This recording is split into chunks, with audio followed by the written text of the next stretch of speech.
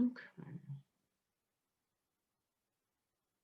Okay, let's go ahead and get started. It's just a couple minutes after 2, and I'm sure we'll have some other people straggle in, but I want to respect your time since y'all showed up on time.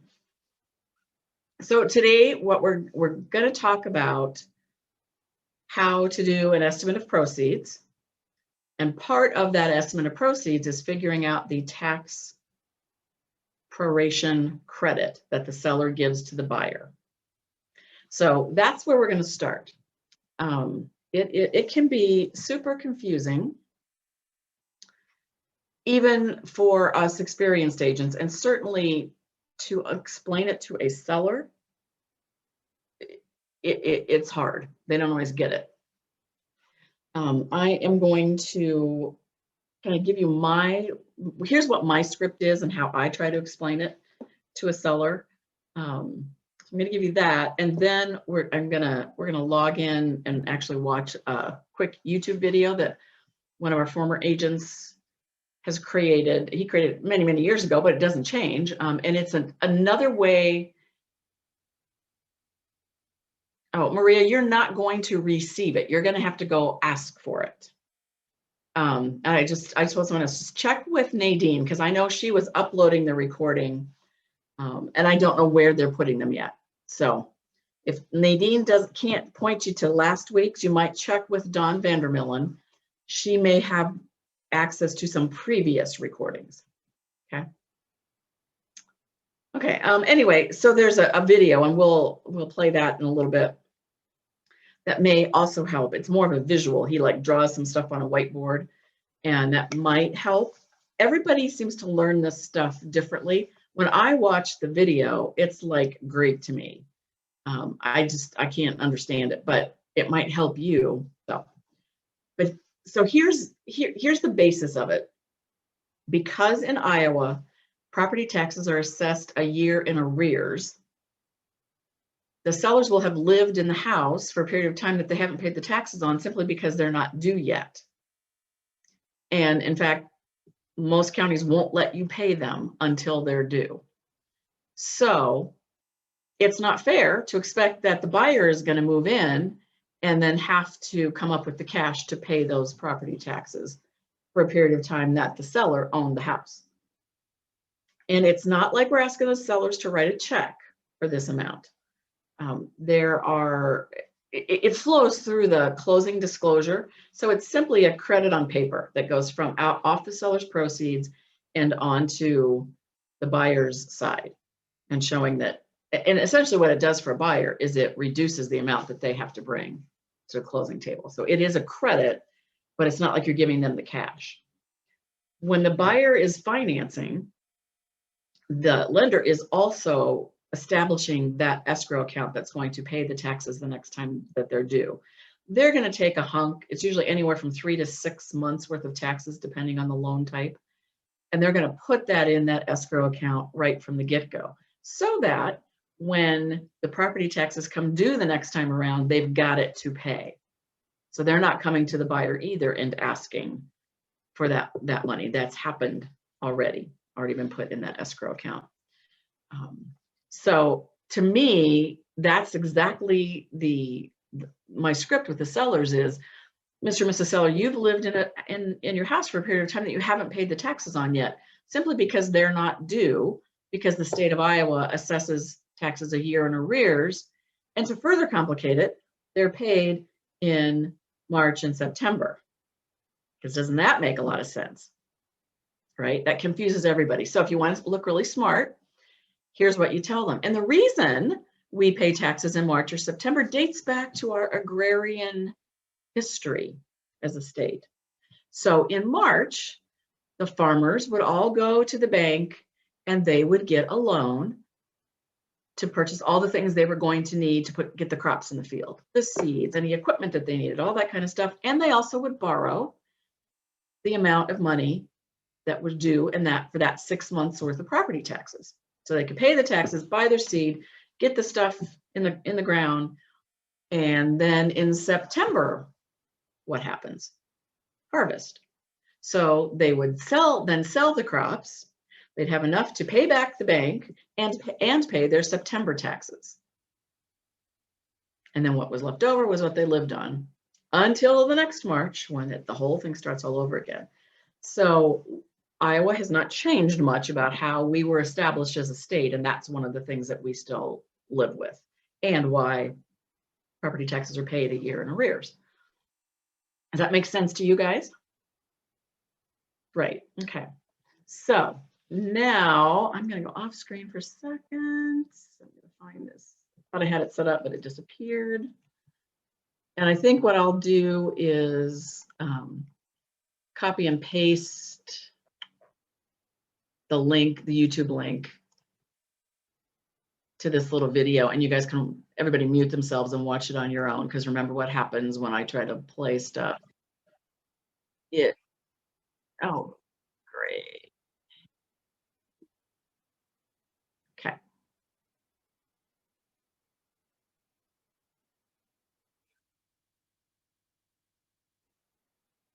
Okay, let's here.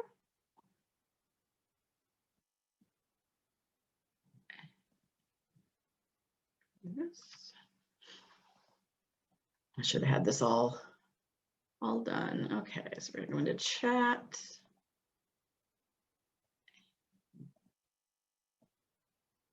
Okay, so everybody mute yourself and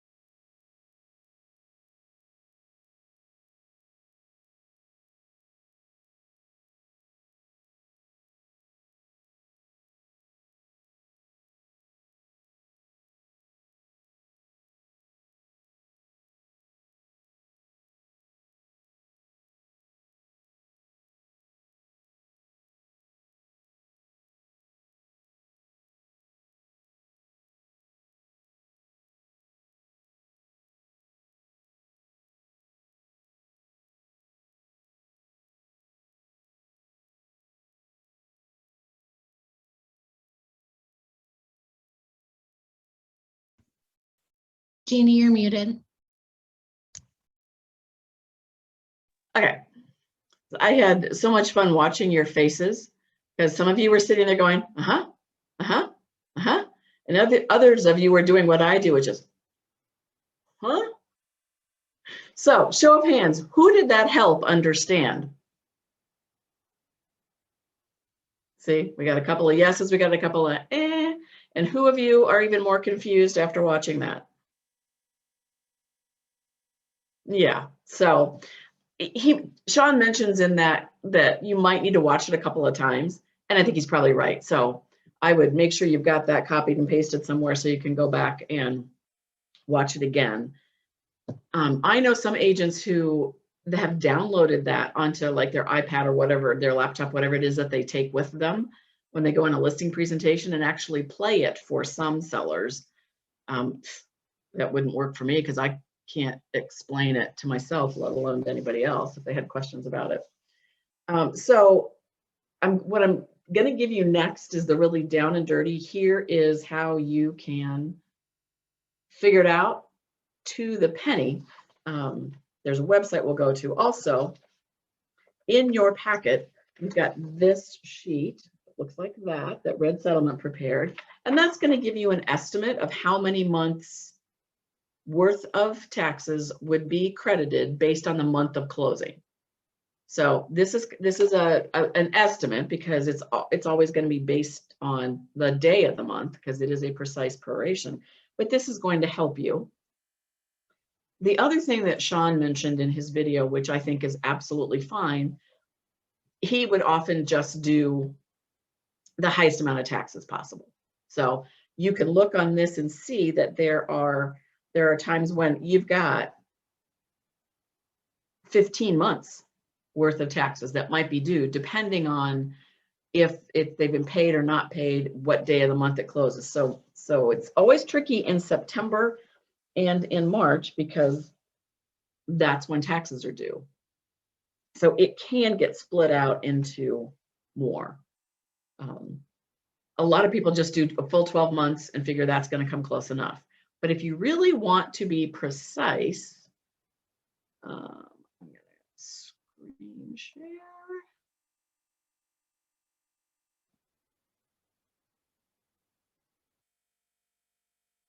So this is a little tax proration calculator that was built by Les Sulgrove, who is a longtime agent in our market. Les also publishes statistics like crazy about what's going on in the market. If you want to get in on some of that, his website is called Simply Des Moines. He's got a YouTube channel. He shares all of this stuff with realtors. He drills it down on a monthly basis, price range and what suburbs, what parts of Des Moines, what's selling where, how fast, all that good stuff.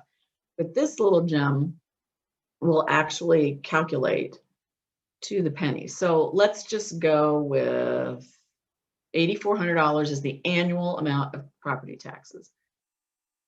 And we're going to close, let's say we're closing this, and we're just going to say we're closing it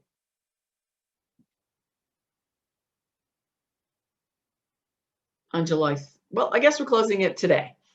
Okay, because that's how this is making me do. So you enter your closing date, the yearly taxes, and you hit the calculate button. And this is going to show you that it is 9 months and 19 days worth of taxes being prorated. So if you think about it, we all just paid property taxes at the end of March. So you know that that's then bringing you up to that 9-month point, and 19 days into May or into April, that's how many days. It even shows you the per diem. So that way you can, well, if it closes a few days late, that amount's going to go up by $23.01 a day. Okay. So this is a super easy way to do it. I'm going to, in case you couldn't catch it, here is the website address. It is mobile friendly as well. I recommend you go there on your phone and then bookmark it. I use it all the time. So not only do I use it with sellers, but I also use it with buyers, especially in this market when buyers are being forced to pay list price and above. It's helpful sometimes for them to know that they will be getting this credit back at closing. So that's going to reduce the amount of money that they have to bring to the closing table. So that's why property tax proration can be helpful to buyers. Most lenders do not calculate that into their loan estimates anymore. It used to be that lenders would actually calculate that into qualifying buyers, but that doesn't work that way anymore.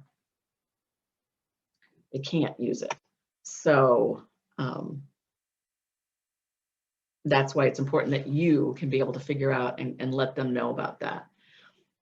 Now, and this is kind of the next level thing, and it might be a little confusing at this point. So if you think you might want to do this with a buyer, make sure you come and talk to me about it first. But it is possible, and it's always best to also check with the lender, especially if the buyer's not putting much down. It's possible for the buyer to waive the tax proration. So in that example, the tax proration was, what was it, $6,700. If the buyer wanted to waive receiving that tax proration, that's going to keep $6,700 in the seller's proceeds. So they're not giving that up. It doesn't impact the buyer's payment at all because the lender's already setting up that escrow account. What it does is it impacts the reduction of what the buyer is going to be bringing to the closing table. So they won't get that credit, which they probably weren't counting on to begin with. So that might be a strategy if you're in one of these crazy competitive multiple offer situations where the buyer could waive that. That's going to keep more money in the seller's pocket without you having to raise the price so much. And raising the price would impact the buyer's monthly payment. It also might impact appraisal. We're going to start seeing that at some point where, and I think we already are to a small extent, where going so far over list price is going to make it impossible for the property to appraise. So that's just one other strategy to kind of think about. Mostly what you're going to be using property tax proration on is just when you're doing your estimate proceeds for your sellers.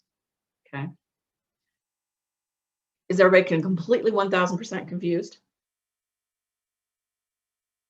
So watch that video a couple of more times, play around with some numbers in that tax calculator, and that might help you start understanding.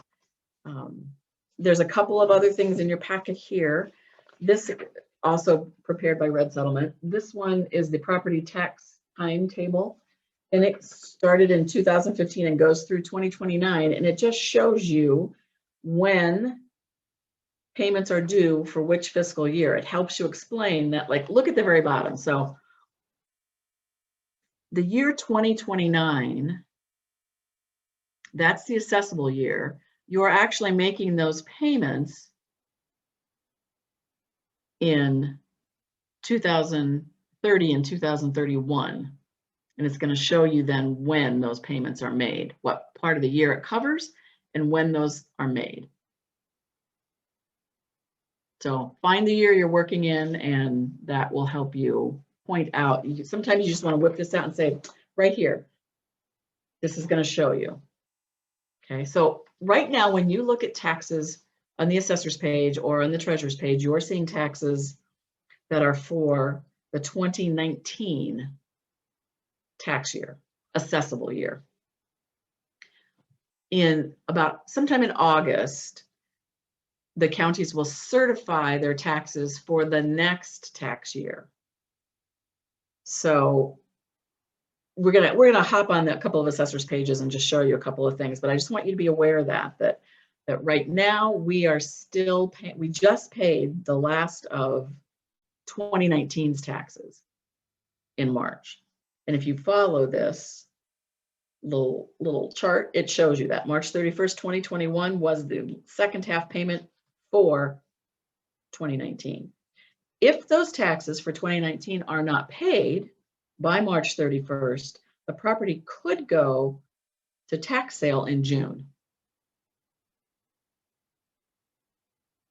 And tax sale is something that all your homeowners want to avoid if at all possible. Everybody know what a property tax sale is? Okay, so if your taxes are unpaid in June or anytime after, the county can hold a tax sale in which all the properties with unpaid taxes can go up for, essentially it's an auction where people can bid on those particular properties. So I haven't been to one for a long time, and I don't know how they're doing it now because of all the COVID stuff. But it used to be you would have this room, like they would rent a room like at the convention center, huge room, and you'd have all these people. A lot of them were local people that were hired by out-of-state companies to try to buy these properties. You go in and you pay the taxes, you bring them current, and if the current homeowner, the deed holder, does not redeem those taxes within the time period, and I believe it's 2 years or 3 years, then that individual, as long as they keep paying the taxes every time they're due, they own that house.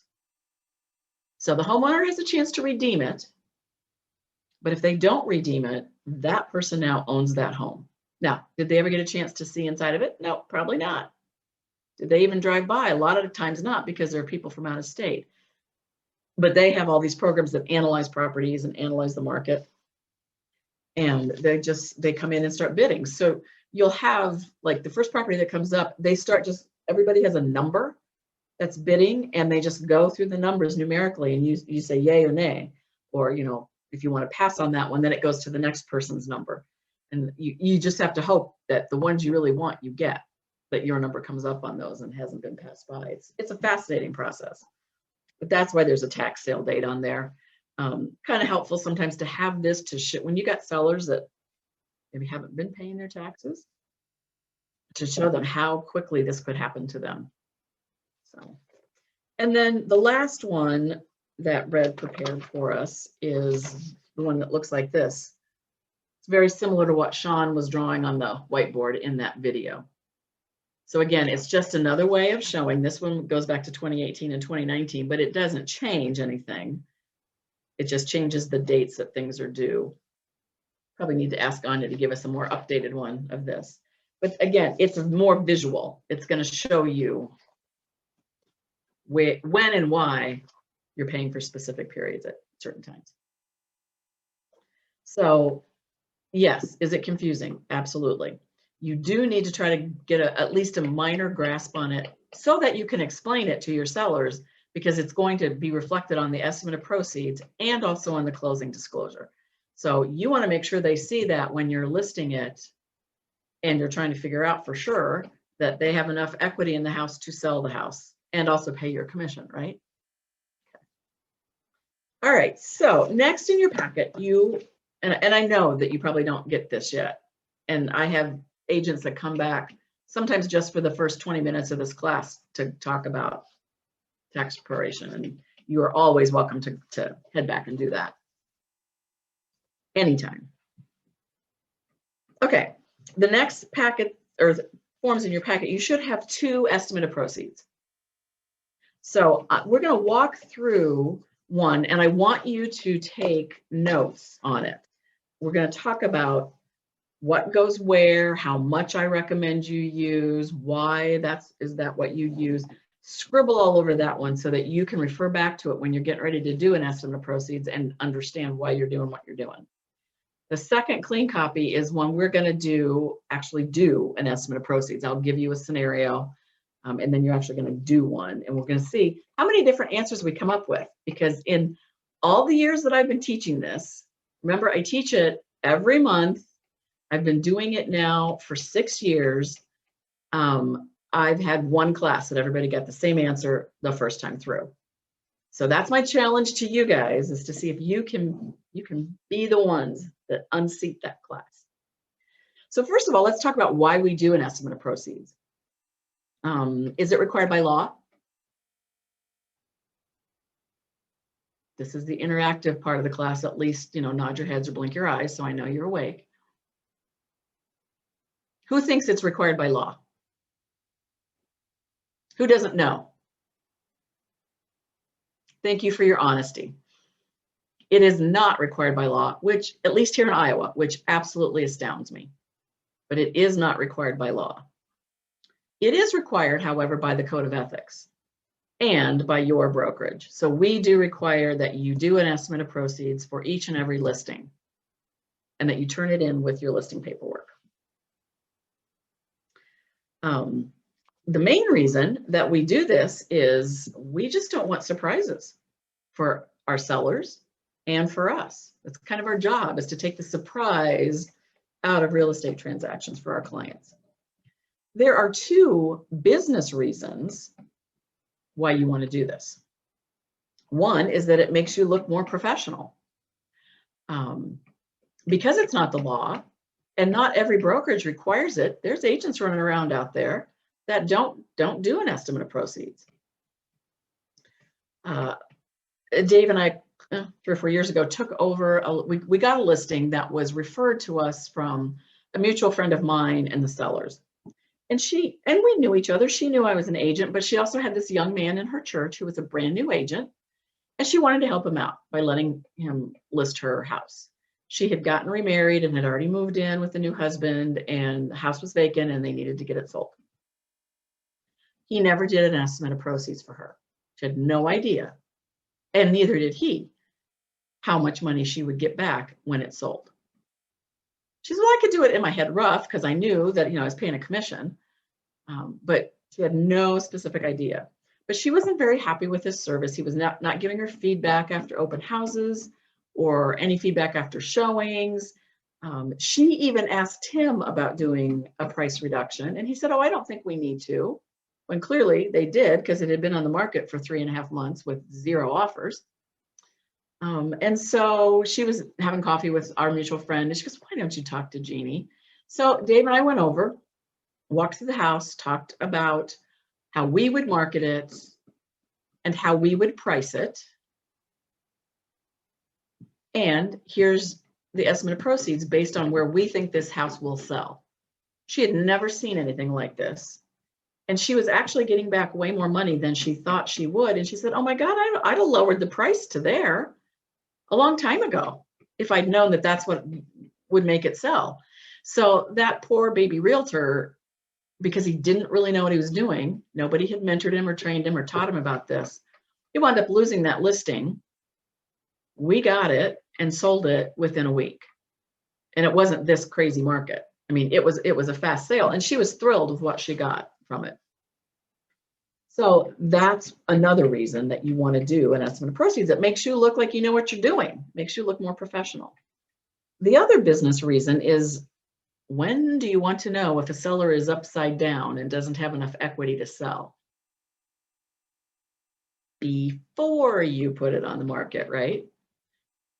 Remember, I've already talked how you spend most of your time, energy, and money on a listing at the very beginning. And if you've listed something and you haven't done one of these and the seller is upside down, you just wasted a boatload of money, right? Or, you've got it listed, let's pretend it's not this market and it didn't sell in 3.5 hours with 49 offers, but it's a balanced market where things are taking anywhere from 4 to 6 months to sell. That's pretty typical. So you've been investing a lot of time and energy into this listing, and you finally get an offer only to figure out that the seller is going to have to write a check for $5,000 in order to sell this house because they're so upside down and they don't have it. Okay, that's something else that you want to absolutely avoid. So those are the two business reasons that you want to do an estimate of proceeds. And there are 3 times that you should always do an estimate of proceeds. Obviously, one is at the time of listing. We just talked about why you do that. The next time you want to do one is when you take a price reduction or when you're asking for a price reduction. Price reductions aren't even talked about very much right now, but the market will shift at some point and you will need to. So in order to have that conversation, you want to do a new estimate of proceeds so that the seller is absolutely clear on, if I lower my price, here's now what I'm going to be getting. Again, makes you look more professional. And then lastly, you're going to do one when you have an offer. It's no longer an estimate because now you know what the closing date is, what the sales price is. Are the buyers asking for any seller paid concessions? Is there a home warranty being asked for? You really can now drill it down, and it's less of an estimate and more of an accurate picture of what they're going to get. Any questions on why we do these? Okay. So now let's start walking through the form itself. Obviously, line 1 is property address of the house you're selling. You've got a line for the seller's names. You've got a line for buyer's names, which when you're listing it, you don't know the buyer's names yet. So you can put to be determined or leave it blank, whatever. When you have offers, then you can put the buyer's names in. Sometimes I'll put the buyer's name. Sometimes I just put the list. If I've got a bunch of them, multiple offers, I might just put the listing agent's names and the buyer's last name. That kind of helps me keep all the things straight from each other. And then based on an estimated closing date of. So when you're listing, you're guessing, right? The easiest way to come up with a closing date, as you've done your market analysis on that property, you've taken a look at a bunch of other listings that have recently sold in that neighborhood and of a similar type of property. So look to see how many days did that take to go pending. You can find that information on the MLS listing of those listings. So let's say I'm listing June 1st, and I see that it takes 21 days for a home to sell or for a home to go pending. So that means I'm going to move my little needle up to June 21st. And then I'm going to add roughly, probably 45 days to allow it to get closed. So that's another, month and a half? So if I'm at June 21st, I'm going to add a month. That's going to take me to July 21st, and then a couple of weeks on top of that. So I would figure out my estimate of proceeds at the time of listing based on the end of June. Or July, I'm sorry, end of July. So you kind of follow along how you can figure that out. Of course, in this market, I'm going to list it today, it's going to sell tomorrow, and hopefully they're going to close in 30 days. Completely different scenario. But I am trying to prepare you guys that this won't last forever. Can't tell you when it's going to switch, but it won't last forever. So that's how you figure out your estimated closing date.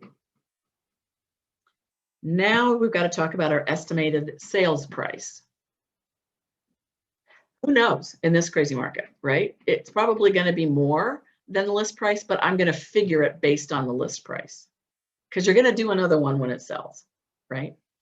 Now, if you're in that market where things are taking a little longer to sell and or you've got a seller that is unrealistic about price and you've allowed them to talk you into listing it for what they want to list it at rather than where you believe it's really going to sell, I'm going to use the estimated sales price that I told them that I think it's going to sell at. That's one more opportunity you have to just kind of underscore with them, I think you're being too aggressive on your price. I think this is the price it's going to sell at. So let's figure our estimate of proceeds based on that. And if you're right, and we do get more money for the house, obviously I'm going to redo this for you, and yay, that'll be a happy surprise.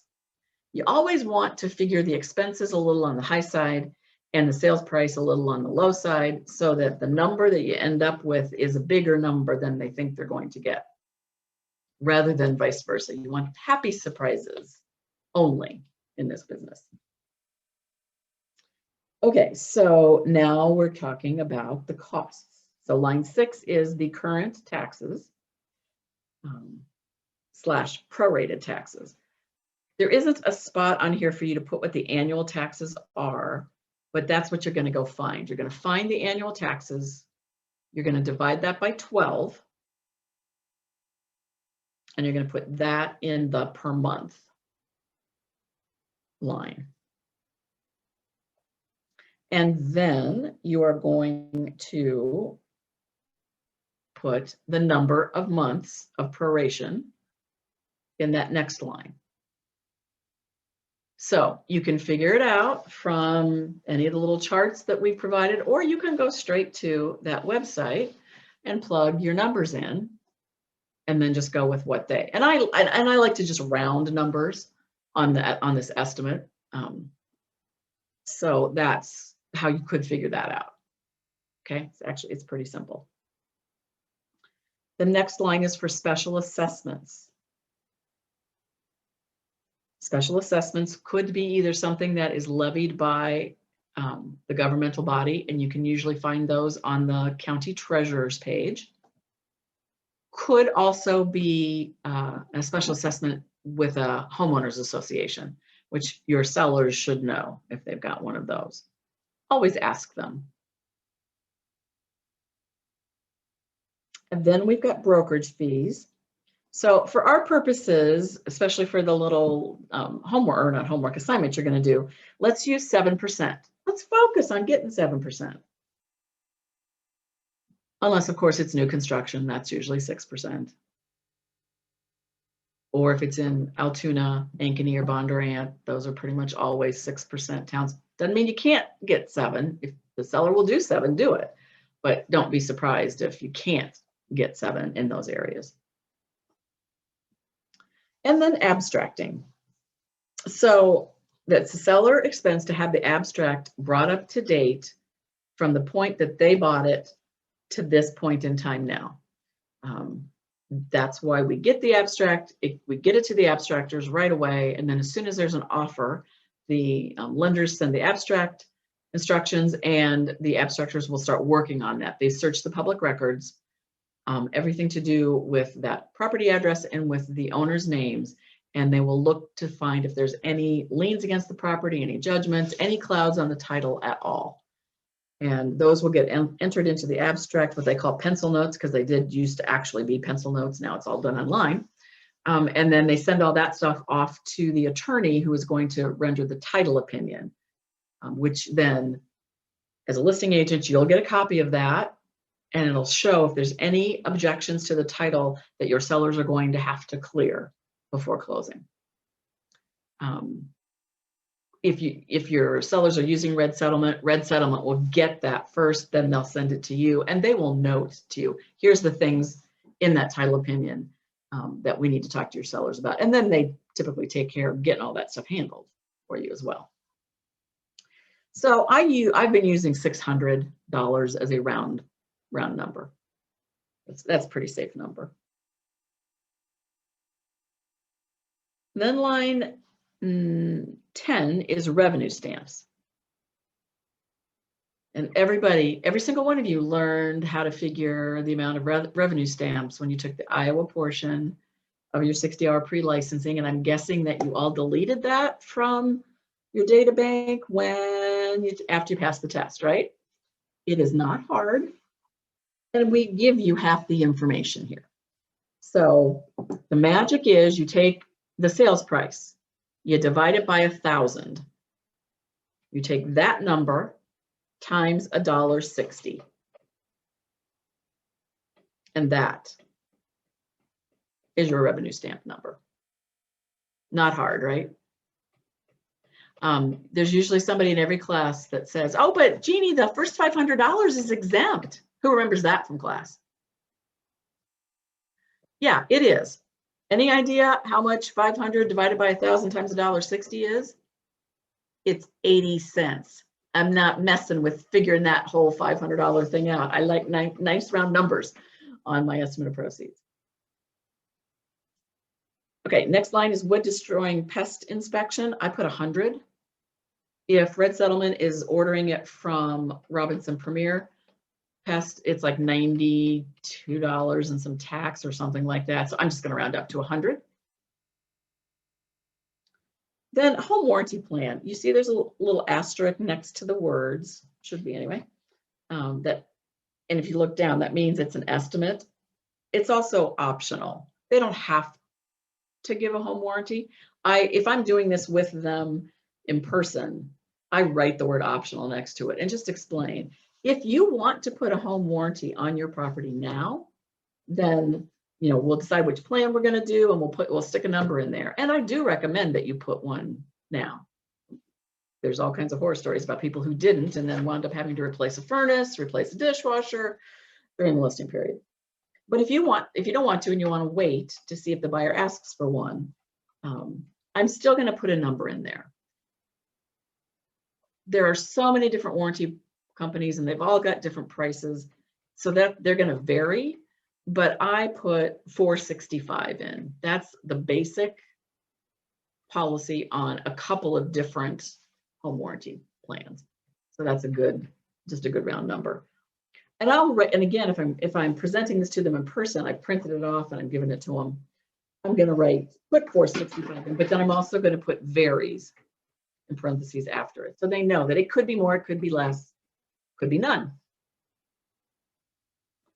Next line is buyer loan costs, buyer discount points. Again, there's an asterisk.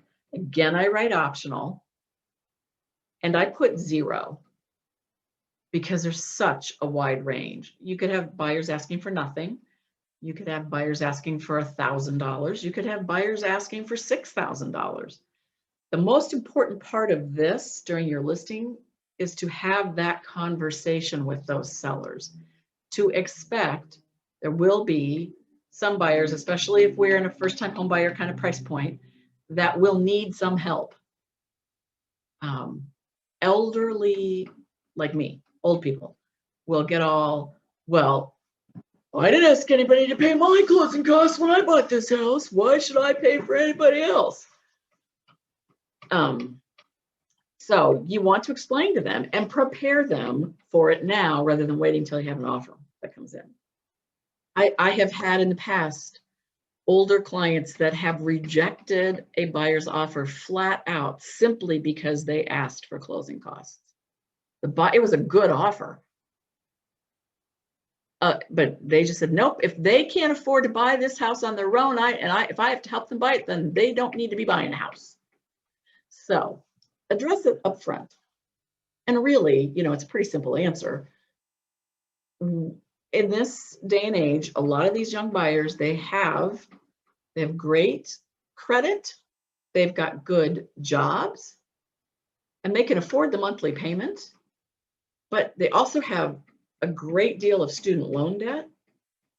And because of that, they haven't been able to save up as much money as they'd like to. So they've saved enough money for their down payment, but they just need a little bit of help with the closing costs. And that is something legal that you can help them with. Now, that is going to become part of the negotiations. So if they want $2,500 from you to help cover their closing costs, are we going to negotiate that into the price? Of course. So it's not really costing you anything. It's just a way to make sure that this buyer who has raised their hand and said, yes, I love your house, I want your house, can actually buy your house. So sometimes that doesn't work with your elderly clients, but normally it just gives them food for thought that they hadn't even thought about before. In this market, most buyers, if they possibly can, are not asking for closing costs. They're trying to keep their offers as clean as they possibly can. But someday, when that market shifts, it's going to become a little more common again. So you just want to prepare people for that. Recording fees, I throw $50 in there. Most recording fees are on the buyer side of the transaction, but you can have some seller documents that also need to be recorded. It could be a name affidavit. It could be a child support affidavit, something like that. And that would be a seller expense to record. Then your form has our settlement fee with Red Settlement Services, which we've talked about. That's $325. That should be pre-printed on there. The doc prep fee of $75. So you know what it is, so you can explain it. State of Iowa requires that only attorneys can prepare the deed, the groundwater hazard statement, and the value. So there's a form for all three of those things, and only attorneys can prepare those. And so Red Settlement hires Wasker Law Firm. Wasker does it for them for $75, and they just pass that fee on to the seller. There's no upcharge to it. So that's just kind of a state of Iowa thing.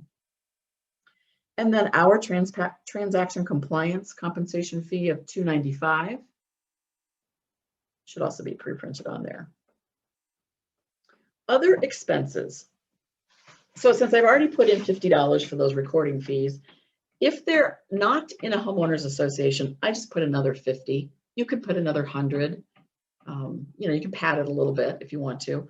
However, if it is in an HOA, you are going to want to reach out to that property management company that's managing the HOA and find out what they charge for the HOA affidavit that all lenders are going to require be signed, stating that there are no liens on the property and that the dues are paid in full. That used to be about a $35 expense, and it has gone up and up and up and up. And there are some property management companies that are charging as much as $400 and $500 to fill out a form. But the only way you're going to get that form is if you pay for it.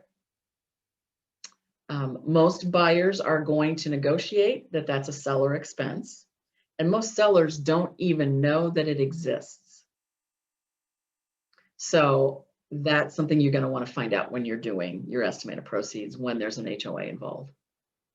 And the only way you're going to find that out is to call the property management company. Whoever it is, or if it's a self-managed association, find out who the treasurer or the president is and get that contact information from your sellers. I have found that a lot of the transaction coordinators, they just kind of know because they see it so often and they kind of keep a running list. So if you're using a transaction coordinator, you could ask them if they know what it is. Yet it is still better to get it straight from that homeowners or the property management company for the HOA, because it could have changed since even the last time your transaction coordinator had to get that info. So then you're just going to add all of those expenses up, put that total on line B. Then we're going to talk about mortgage payoffs. So you're not going to get an actual payoff until closer to the closing date. Oh, wait.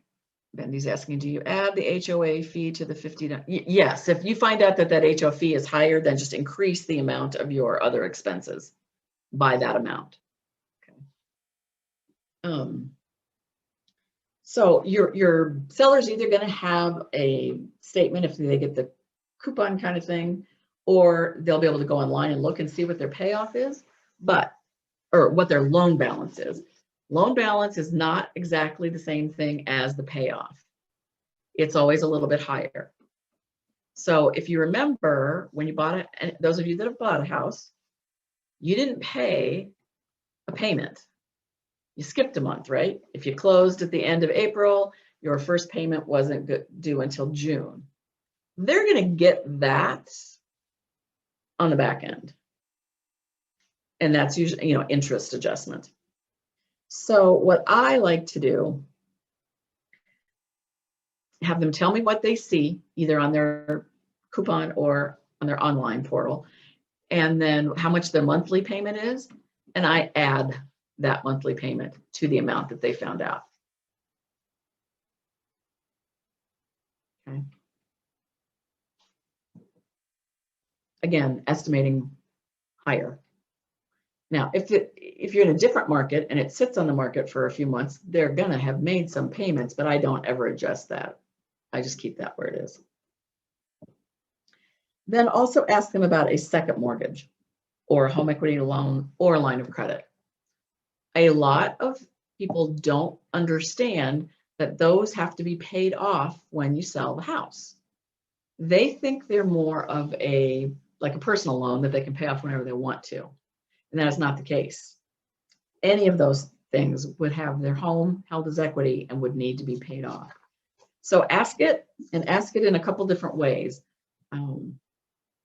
We had a horrible situation once where our sellers were going to be out of town when the closing happened. They'd already moved out of the house.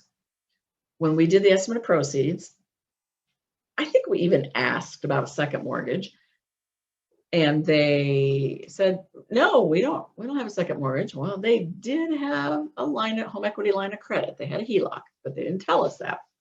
So they're on vacation. It's like a family destination wedding in the Florida Keys. And we get the title opinion, as we often do, right before closing, a few days prior.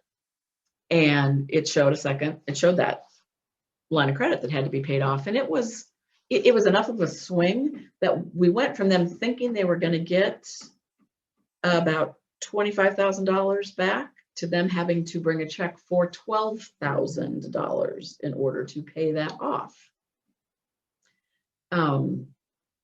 So they're down in the Keys. They got to figure out a way to wire the money back here, which they had. It wasn't a problem. But you know how Google used to like never show permanently closed if a business had moved to a different address? So fortunately it was a Bank of America loan, and that's where their checking account was. So they were driving around trying to find a Bank of America location where they could wire the funds back to Des Moines, to the closer.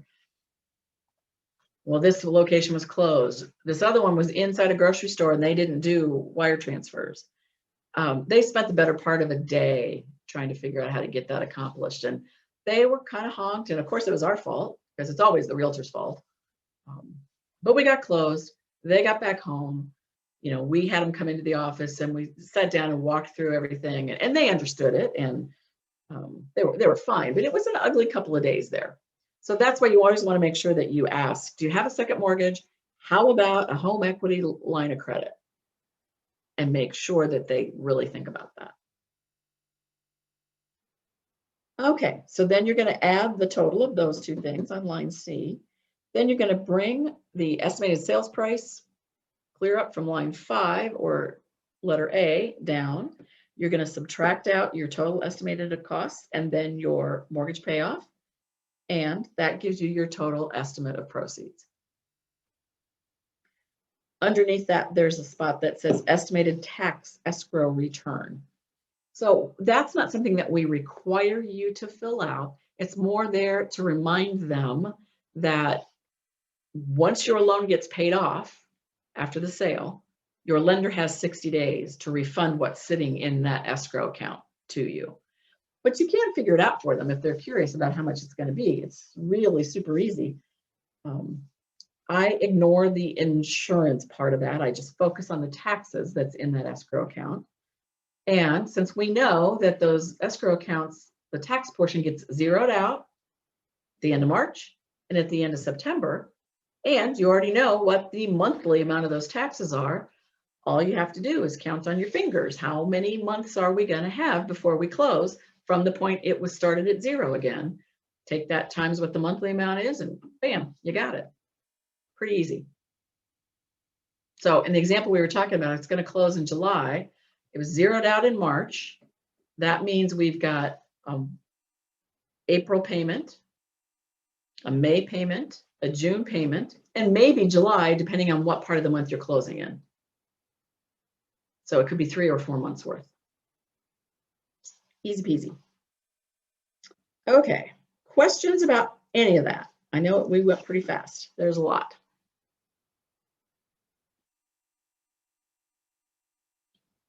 Okay, so here's what we're going to do. You're going to take out one of your blanks. I'm going to give you a scenario. And you are going to all sit and do your own. And then we'll come back. Yes, Laura, recording fees were $50. We're going to come back, and I'm giving you a scenario. I'm not giving you all the things that we just said. This is what you normally put. So if you didn't take great notes, you might not get the right answer. Normally, when I'm teaching this in person in class, I have to say no cheating, no looking at your neighbor's paper, and I can't leave the room because you will, right? So I'm going to start typing the pieces in here, and then you can start filling out. We're going to take a quick break in conjunction with this. So we'll do like a 5 to 10 minute break. So if you want to go do that now and come back By the time you're back, I'll have everything typed in for you. Otherwise, you can work on it first and then take your quick break. So I shall start right now.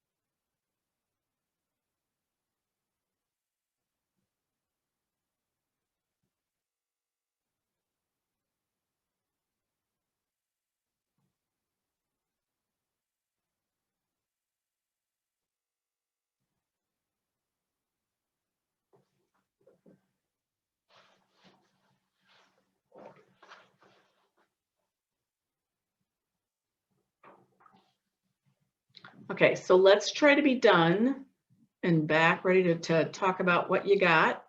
Let's say at 2:15, and that includes taking your quick little break.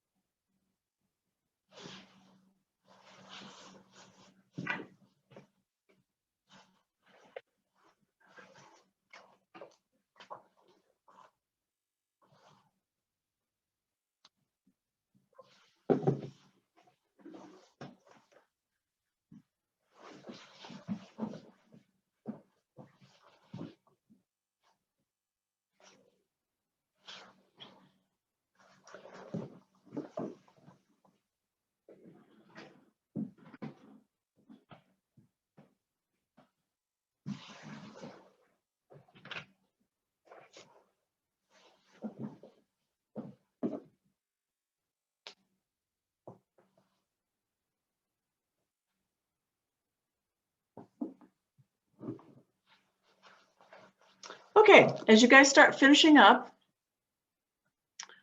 go ahead and type your answer into the chat box. I'm trusting you all to type your own answer in. Don't wait and see what other people put.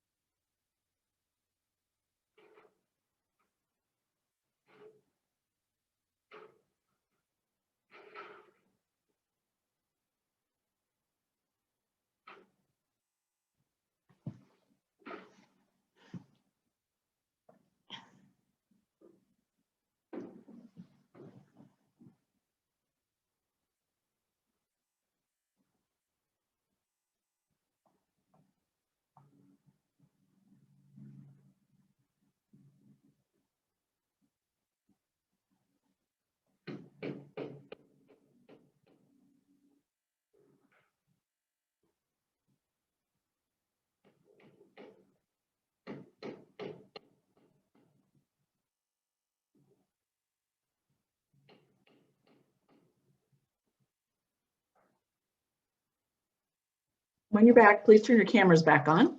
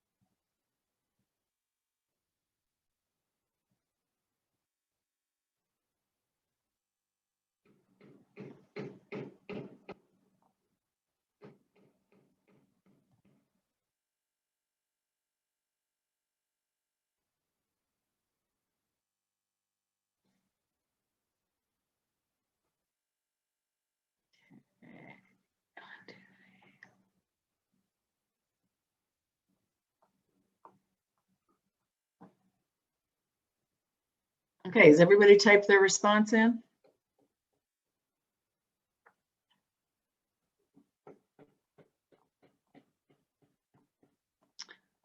Well, we obviously do not all have the same answer, so you will not take over that lead. However, we have two that are match exactly with what I have, and I'm just pleased to see that for the most part, we're all within, a few $100s of each other. So the correct answer, drum roll, goes to Bendy and Laura, 81,320.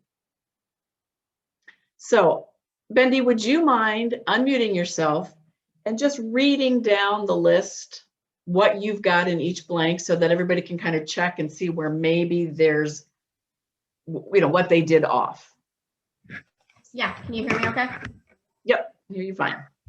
All right, so I got the estimated closing date of June 30th. I have the estimated sales price of $200,000. Then I have the current taxes / prorated taxes. So the current taxes is $200 per month, and the proration is 12 months. So that equals $2,400. Next line, I have a 0. Then I did 7%, which equals 14,000. Abstracting is 600. Revenue stamps is 200 times that 160, so that's 320. Pest inspections 100. Home warranty is 465. Buyer loan costs $0. Recording fees of $50. And then the next 3 lines are filled in. I did other expenses at $50. So the total estimated cost is $18,680. Next one down is your mortgage payoff, which is $100,000. No second mortgage, so that's a total of $100,000. So the next is $200,000 minus the $18,680 minus the $100,000 payoff gives you the total amount of $81,320. Yep, perfect. So did anybody have questions about where they messed up? That they thought that they were right, or do you see where you kind of made your mistakes? Yeah, I guess I use the Iowa proration calculator website, and it told me that was $23.97 instead of $2,400. So you just rounded up to $2,400 instead of $23.98 rounding up. Yes.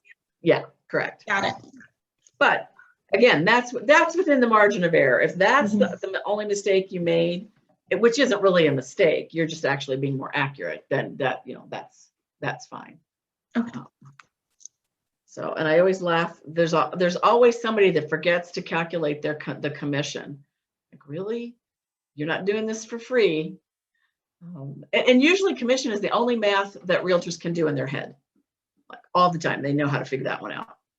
So the good news is when you do this in dot loop, it will do all your calculations for you. Like, I think you have to figure out your own monthly amount of taxes. That one you might be the one you have to do, but otherwise it's going to do all the math for you. And it does, from what I'm told, it also does that in command once we're 100% in command, which we aren't yet. We're not doing our forms in command yet, but that it will also figure it in there for you as well. And remember when I mentioned that if you have multiple offers on a property, it's a good idea to complete one of these for each offer that you get to kind of help keep it straight. Command does a spreadsheet for you so that you have them all in one nice place. So that's a good thing. But don't ask me to teach you how to do that, because remember what I said about technology, I usually break it. Yeah, you don't want me teaching you any tech stuff. So, questions on estimate of proceeds before we move on.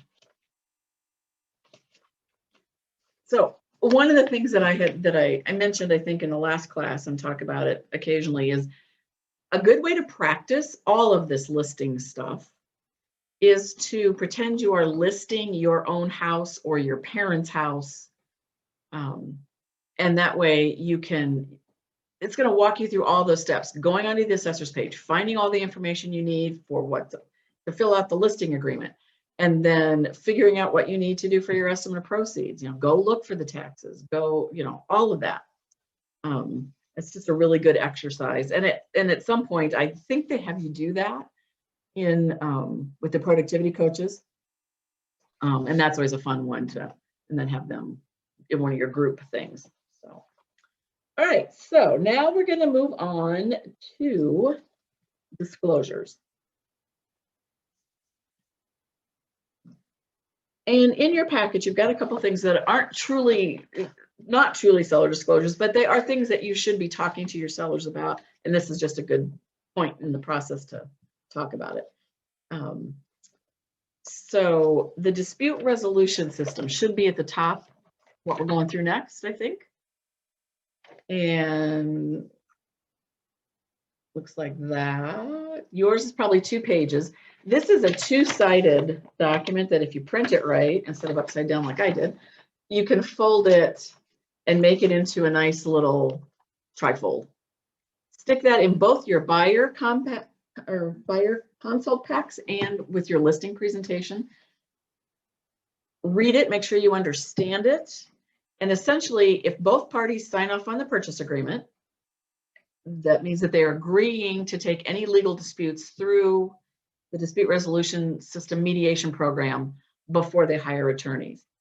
Much better time to talk to your clients about potential problems is when it's completely abstract and it's in the beginning of the relationship and you're not like writing a purchase agreement or responding to a purchase agreement. So that's one you should share with everybody. Then you've also got the Iowa Radon. I've got the color version, you might not. The Iowa Radon Home Buyers and Sellers Fact Sheet. It is also one that if you print it properly, you can make it like this. Nice looking little brochure. We are required by law, actually. Well, no, we aren't required by law. The seller is required by the state law to provide this to buyers. So do we think sellers know that? Do we think that's ever even going to happen? No. So as professionals, we're taking that on. So you can, if you want to, I've seen it happen a lot, where a listing agent will actually upload the radon fact sheet with their seller disclosures. And by doing that, they are proactively taking that step to make sure that buyer received this, and they're doing that on behalf of their sellers. I also give it to my buyers as part of their buyer consultation packet. The other thing I'll do with this form and with the lead-based paint form, if I know for sure we're going to be looking, or the lead-based paint pamphlet, if I know for sure that we're going to be looking at homes built in that time frame, I give it to them at their buyer consult, but then I load it into their loop. I create a loop for my buyers right when I do a buyer consultation, and I just name it their name because obviously I don't know an address yet. And I'm going to put in these things: this trifold, this, a lead-based paint pamphlet if I know for sure we're going to need it. And I have them practice signing those things in dot loop. That way I know I have their email addresses entered correctly, and that they know how to use it. Because there's nothing worse than being in a hurry, because you got to get an offer in, because there's multiple offers and you've got a deadline, and then you wind up having technology issues because your buyers don't really understand how to use dot loop. So practicing that ahead of time, and this is a good way to do it. And that way you've got proof that you gave them all this stuff. Okay. And you will be asking both the seller and the buyer to sign off on the fact that everybody knows that the buyer's getting this radon pamphlet. So you want to make sure you've given it to your buyer. You don't want to ask them to sign it unless you've already given it to them, right? Okay. So that's those two things. Like I said, not truly disclosures, but worth mentioning, and I think we should treat them like disclosures, actually. All right, next up is the most expensive form in the packet.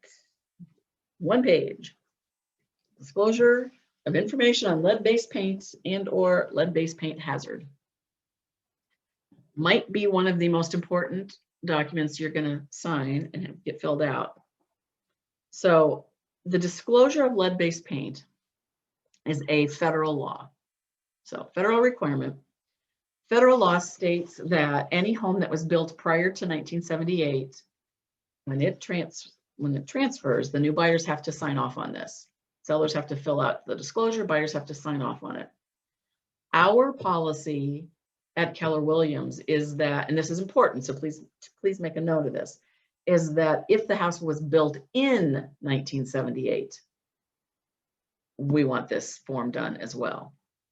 The reasoning behind that, there have been some lawsuits across the country in which the house looks like on the assessor's page that it was built in 1978. So you wouldn't think you would need to disclose, right? Because the law says prior to 1978. But the house was actually started in 1977 and was completed in 1978. And that builder still had a supply of lead-based paint, and they used it up because it wasn't illegal yet at that point. Fast forward, maybe not even the first set of buyers, it could be the second or the third set of buyers decided to do some work. There was some peeling paint, they sanded, they scraped, they had children, and the children wound up with some brain deficits from exposure to lead-based paint. There were lawsuits and the buyers won. Oops. Let Jen in, she's now on her phone. There we go. So that is why, long time ago, Doug Burnett, who was the owner of Burnett Realty and my broker before we became KW, he'd always just made that his policy. We have kept that to this day, because even though we are maybe a little more stringent, a little than what the law requires, we're doing it to protect you, because the realtors that were involved in those cases also got sued. And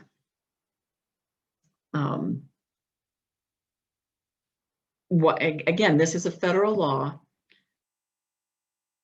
The fine for each mistake on this form is $11,000. Big number. Your E&O insurance does not cover you for mistakes made on the lead-based paint form. Neither does your office, because we'll be getting our own fine. So that $11,000, or it could be multiple $11,000, because there's lots of places on this forms that a mistake could be made, that is going to come out of your pocket. And since it's a federal law and the fine is more than $10,000, it makes you a felon. How fun is that? And I don't think orange jumpsuits is a good look on any of you. So it's not, I'm scaring you. Yes, everybody says, Jeanne, you're just trying to scare us. Yes, I am. But it's an easy form. It's just people get rushed and leave things off. So we're going to walk through this. You're going to see how easy it is. There's nothing tricky on it. You just have to remember that there has to be something in every spot. So property address goes on line 1. That's self-explanatory. Moving down to line 10, where it says seller's disclosure, there's an A section and a B section. Sellers have to initial both of those. And then if you've got more than 2 sellers, you're just going to have to drop in additional signature boxes. Then they're going to check either that there is a known lead-based paint hazard and explain what it is, or that they have no knowledge of any lead-based paint. So check under A, you're going to check one of the 2 boxes. And then B, they're going to, again, initial and then check seller has provided the purchaser with all available records and reports, and then list them out below, or that they have no reports or records. So that's all pretty self-explanatory, very simple, right? It's not hard. So yes, I want to scare you about this form, but it's not a hard form. It's just you have to slow down and be careful when you're doing it. You could have a seller that would check that there is a known lead-based paint hazard, and in the explanation, they could say, previous seller disclosed there had been lead-based paint. They could then also still check the seller has no reports box. So if that was a verbal disclosure or even a written disclosure, but no reports were provided to them and they didn't do any testing on their own, that could be the case. That yes, we know that there's been some lead-based paint, but we have no reports. More times than not, unless your seller has actually tested, it's going to be, that there's no knowledge and no reports. But you always want to ask if they have. Then on line 20 and 21, that's a place where they can put what the documents that they have, records or reports if they have any. And then you're going to move down to line 23, where it talks about the purchaser's acknowledgement. There must be an initial for 23, 24, and 25, or C, D, and E. And you have to have an initial on line 23 that says the purchaser has received copies of all information listed above if available. You got to have initials there whether there was any reports. Remember, it's federal government language. Then on D, they're initialing that they've received the Protect Your Family from Lead in Your Home brochure. So that's why I say, if you know you're going to be looking at older homes, go ahead and give that to them. There are printed copies of it in the forms drawers. There is a PDF copy of it in .loop. It's a big thing, and I typically don't want to print the whole thing off. I'm trying to save a few trees here and there. So that's another thing that I will .loop to a buyer. If we wind up buying a house that requires lead-based paint disclosure, and I hadn't already given it to them, then I want to make sure that's one of the first things I send them. I'm going to send that. I'm going to send the disclosures and have them read and sign and initial all of those prior to discussing a purchase agreement. Okay. And like I said, .loop not only date stamps, but it time stamps. And I just don't always trust people that they're going to sign the things in the order in which I've sent them, because people will tend to bounce around. So that's why I usually do it in 2 separate submissions to them. Then on line 31 is asking for the agent's initial, and that is the listing agent.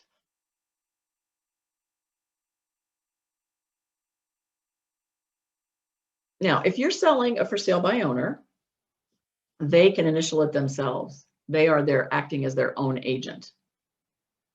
Okay. Then on the left-hand side, seller's signature and printed name, spots for 2. And then there's a place for your signature as the listing agent. So your signature and printed name. So what gets missed the most often, listing agents are in a hurry or not paying attention when they're having their buyers or sellers fill this out, and they forget their initial on line 31, and sometimes they forget to sign it.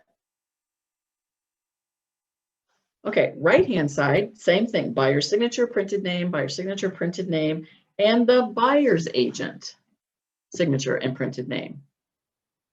Buyer's agents often forget to sign it.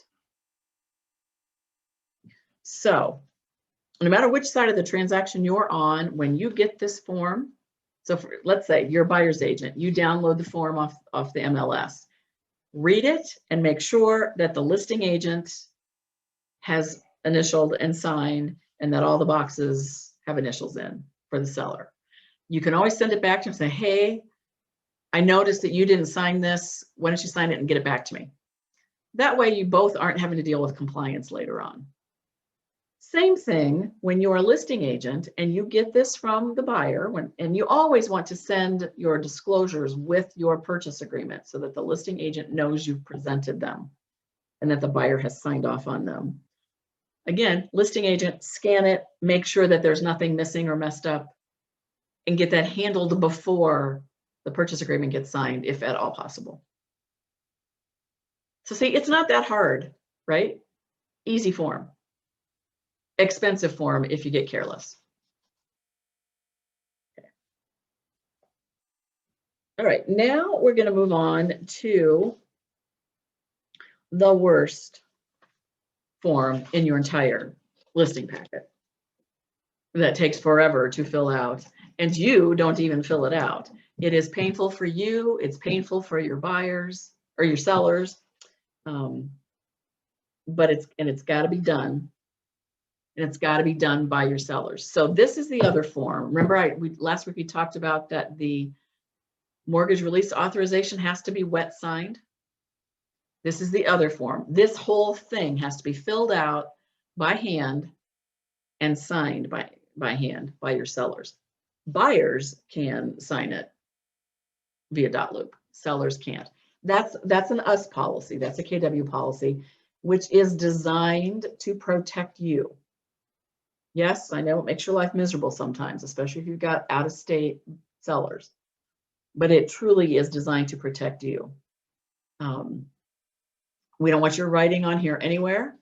In fact, don't touch it. In fact, when you hand it to your sellers, please wear gloves so there's no fingerprints on this form. I'm only halfway kidding. It's a joke. You're supposed to laugh. Maria is the only one that laughed. Oh, Laura maybe did. She cracked a smile.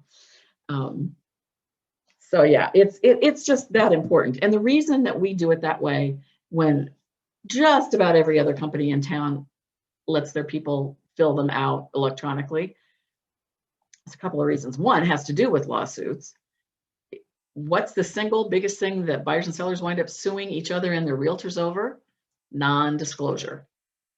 So you get dragged into court and you have filled this out or just sent it electronically for your buyer or your seller, I'm sorry, to fill out.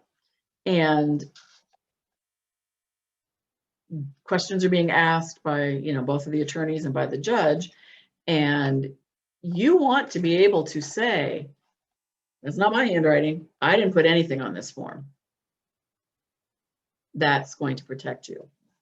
The other reason that we like it done by hand is it comes from the buyer perspective.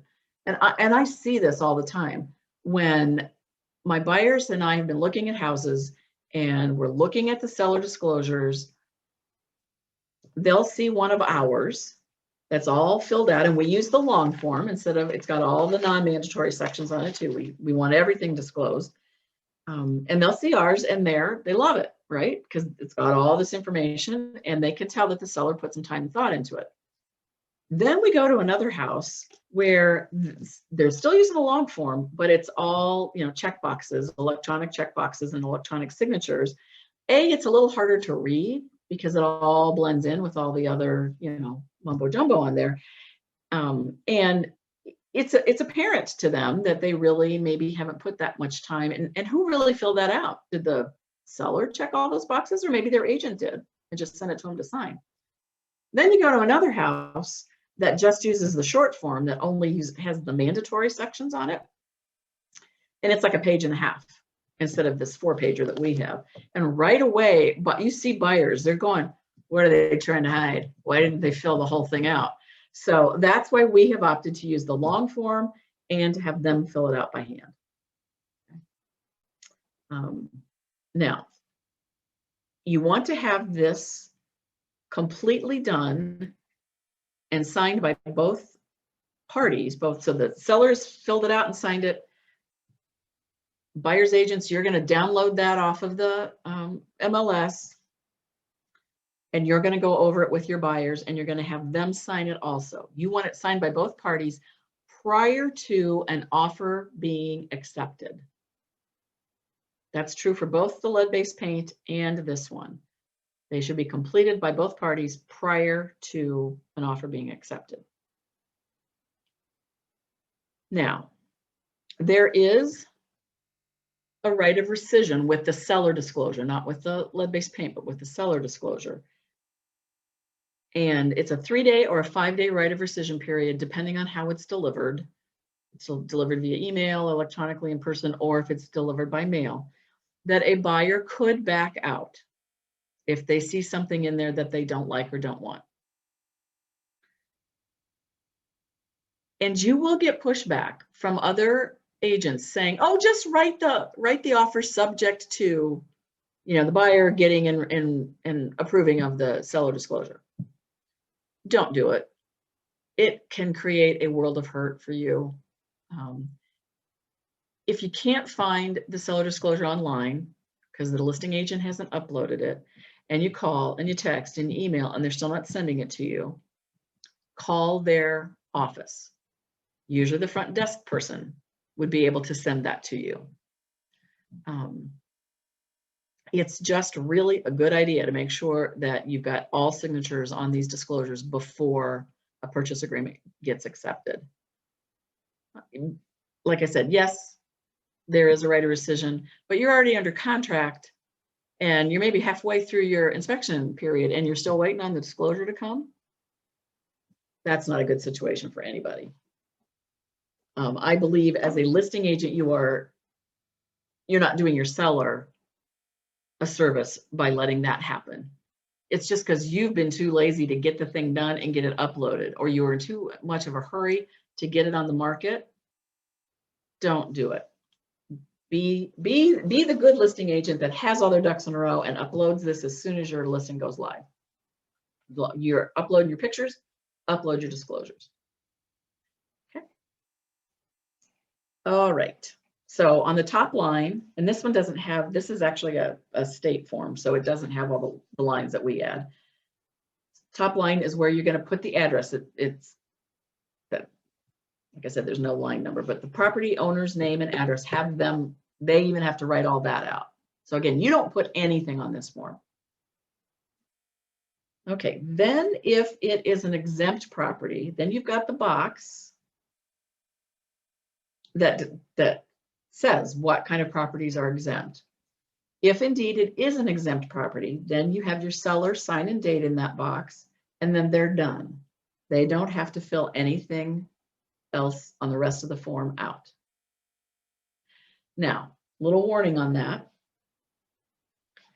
There's been a kind of a shift in the judicial climate, and even some people that are exempt, there have been some court cases that they've said, yeah, but you had knowledge.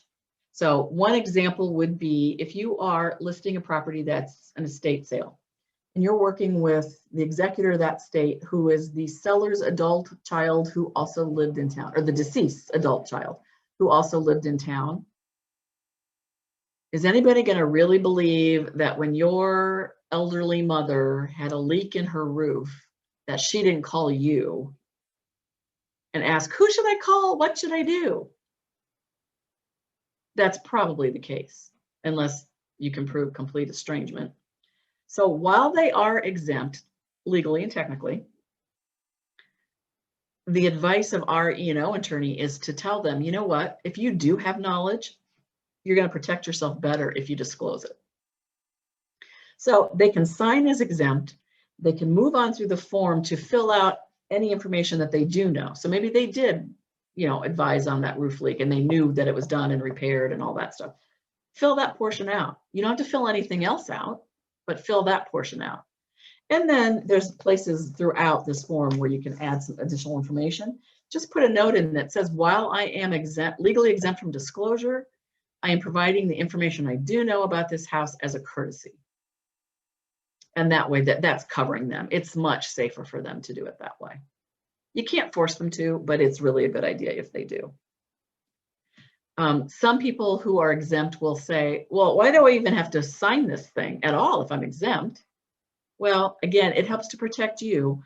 Mr. Seller, you're signing the box that says you're exempt. That's notifying a buyer that you are legally exempt from disclosure. We're then going to have the buyer sign in that same box, which is them acknowledging, got it, you don't have to disclose anything. That is just clearer and cleaner, and again, protects you more. So if you are not exempt, oh, one more thing about exemptions. This law just changed recently about trusts. So if it's a living trust and the trustees are still alive and they've lived in that house either now or within the last 6 months, they must still disclose. They are not exempt. That was kind of a little wrinkle in the law that they fixed with and adding a new provision last year. Okay, you go on to instructions to the seller. Right there it says, complete this form yourself. So when they say, and they whine, and they will, oh, can you just fill this out for me, please? No, I'm sorry, I can't. It says right here. I can't. State of Iowa don't want me to. They have to report known conditions materially affecting the property and utilizing ordinary care in obtaining the information. And let's remember, what are material adverse facts? Anything about the house that would cause a buyer to either offer less or potentially not want to offer at all. Those are the things you have to disclose. And disclosure has to be made even if it wasn't, if you knew about something that happened prior to your ownership. So it's not just things that are happening during your current term as homeowner there. If something was disclosed to you you need to disclose it as well. Simply say previous seller disclosed. And you know what? Seller disclosures live out there on Matrix for a long time. So don't be tempted not to disclose something that was disclosed to you. Talk about it. And oh, as a buyer's agent, it's one of my favorite things to do is go find the history of that listing, see when it was listed prior, pull off the old seller disclosures. Great way to get some additional information and look like a hero to your buyers. Provide information in good faith and make a reasonable effort to ascertain the required information. So that comes up sometimes. Used to be, if it was an investor buyer, maybe they had it they were flipping it, or they had held it as a rental property for a long time. You would see these where somebody would just put a big X across it and say, seller has never lived in property. That does not cut it anymore. You've owned the property, and either you flipped it, and maybe you weren't physically doing the flipping, but you hired somebody to do that for you. You're responsible for getting any disclosure required information from that person. You've held it as a rental. Come on, your renters always call you when there's something wrong that you had to fix, right? That needs to be disclosed. If you had it with a property management company, they maintain records of all repairs that were done during the time that they were overseeing the management of that property. So contact them and get that information. You can attach additional pages, reports, receipts, whatever you want. If some items do not apply to your property, then you need to write the initials NA for not applicable next to A. So every item has to have something, either something filled out or an NA if they don't have it. And then all approximations must be identified as AP.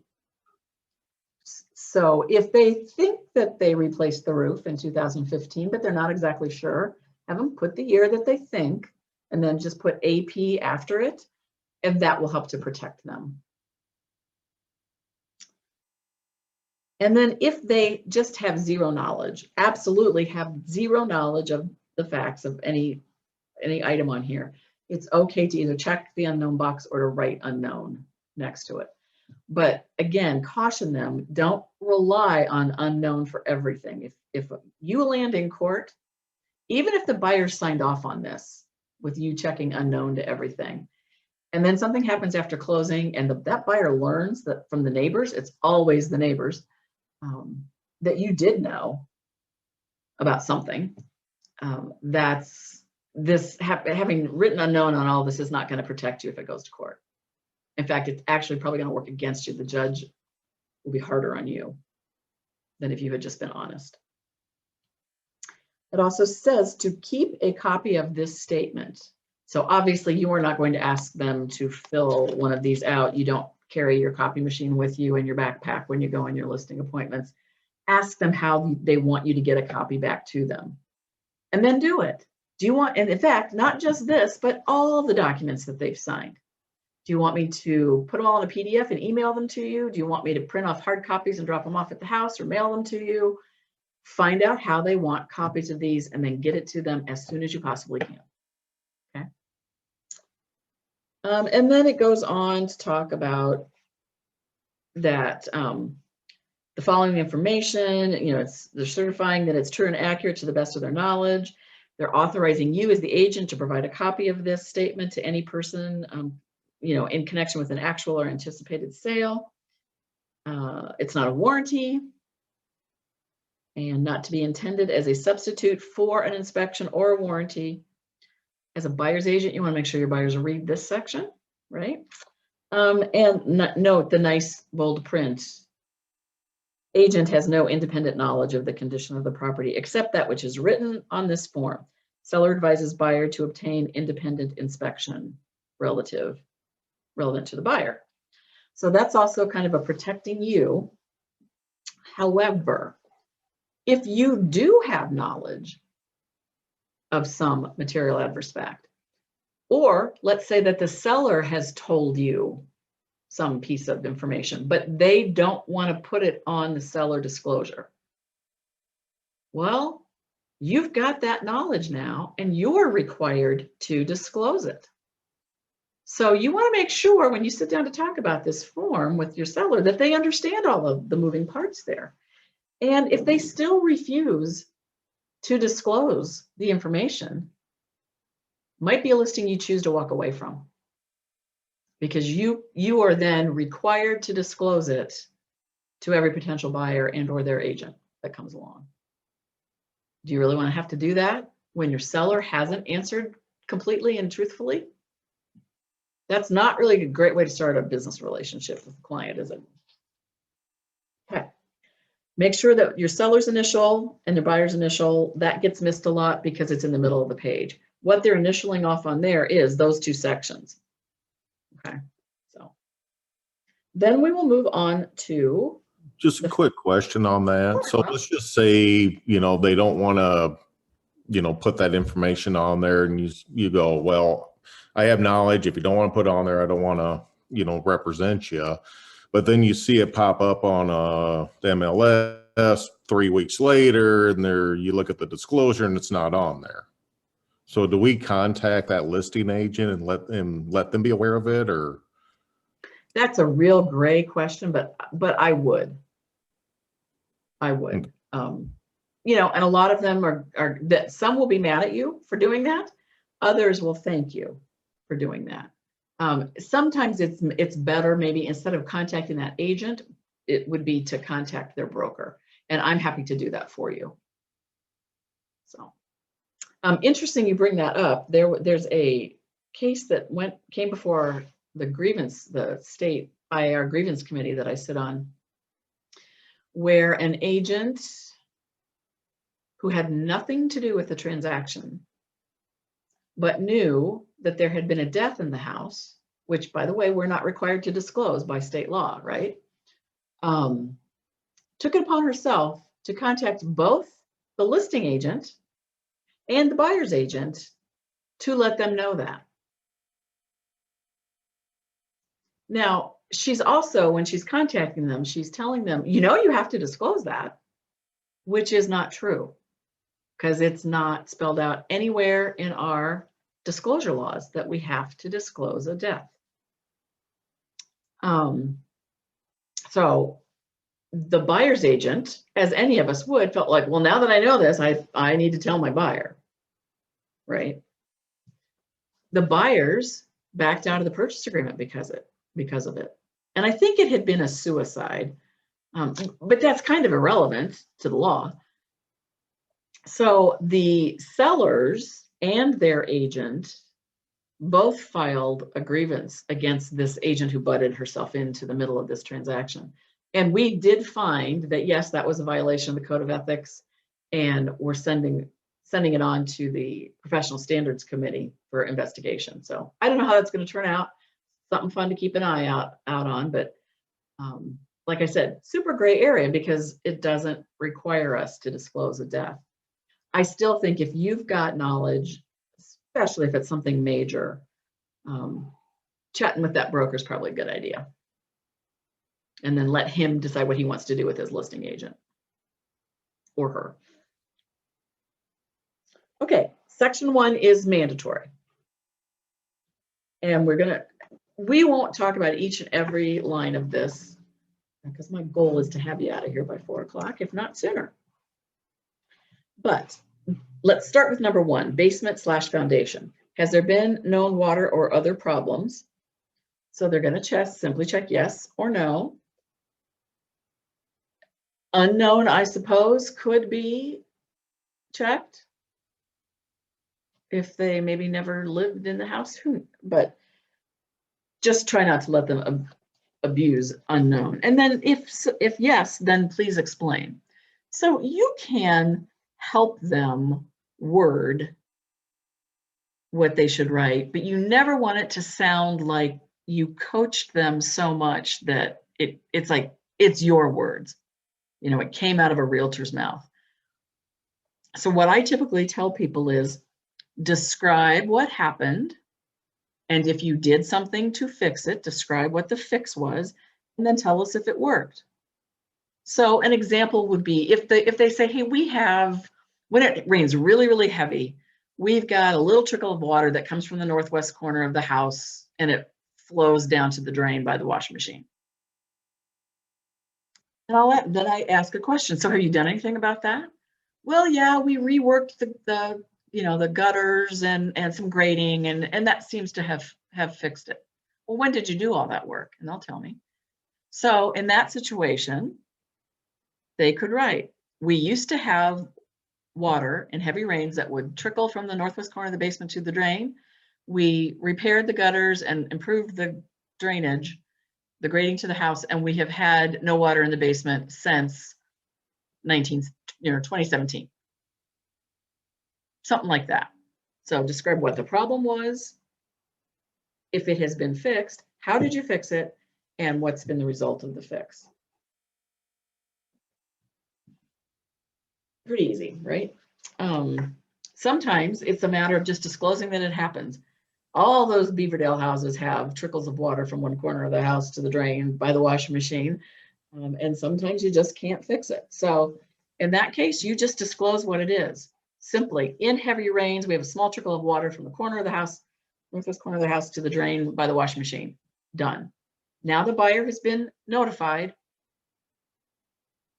We got a little bit of water in the basement. Hopefully they love all the rest of the charm of the house enough to not care about that. Okay. Again, if you don't disclose that, it is going to be the nosy next door neighbor that is going to tell the new buyer that this happens every time it rains. I swear, there's always a neighbor. Is that something, if they've lived there, say 20, 30 years, do you go back the entire time they've lived there? Well, you don't need to go back and say, every time, you don't have to mention a date, but you would just say that, we have always had tiny trickle of water. But what if it was something they repaired 20 years ago? Would you disclose that? Give me an example. Okay, so it's an older couple. They've been in the house for 30 years, 10 years into it. They had some sub pump issues in the basement, had water in the basement. Would they disclose that? You know what? I think you would. Okay. And then again, explain that since that repair was made, we've had no further issues. But then let's say they don't remember and they don't disclose it, then they don't remember and that's fine. If they don't remember that they did it and they didn't tell you about it, there's not a lot you can do about that. Okay. So right. The other question would be, where would you put NA at? You put it you over. Just write it next to the number. Okay. Yep. Or at the end of the sentence, whatever. Yeah. We are actually reworking this form hopefully soon so that we're going to have NA check boxes, which will make everybody's life easier. So same thing with the roof. Let's point out also with the roof, it mentions date of repairs / replacement. I think it's super helpful to have them circle, was it a replacement or just a repair? And then describe what was done. Okay. Well and pump and septic tanks, drain fields, those are probably ones you're not going to encounter that often unless you're selling something out in the country. And then so obviously fill that out. Okay, page 2. So sewer, heating system, central cooling, plumbing, electrical, all the same kind of thing. Any problems? If so, what are they? Were there repairs or replacements? And did whatever you do take care of the problem? Let's talk a second about pest infestation, because I feel like pest infestation is kind of subjective, right? So we live in a house, it was built in 1917. When we bought it, the sellers disclosed to us that they, most years, would have 5 or 6 bats get into the house. Now, to us, that was a bonus because the house we were moving from, we had more than that. That happened more often. But to Maria, 5 or 6 bats in a year she might consider that an infestation, right? we have since we moved in, well, it is cute because they did disclose that. And then when we moved in, they left us a housewarming gift, and it was a tennis racket that they had inscribed to Batman. But since we've moved in, we have replaced all of our windows. We have 47 double hung windows, replaced them all, and we had no bats until last year after the Durrett show. And we had one. So I was going to be able to, on my disclosure, say, we used to have 5 or 6 bats a year, replaced all the windows in the year we've replaced it, and have had no bats since. Now I can't say that. Now I can only say, and we've only had one since. So, and the reason that I think you go ahead and just disclose that, even though it's probably no critter control person would consider that an infestation, but like I said, it's subjective. And the last thing you want to do is have somebody move in with you saying, "Oh no, we have no bat problem or no rodent problem or whatever it is."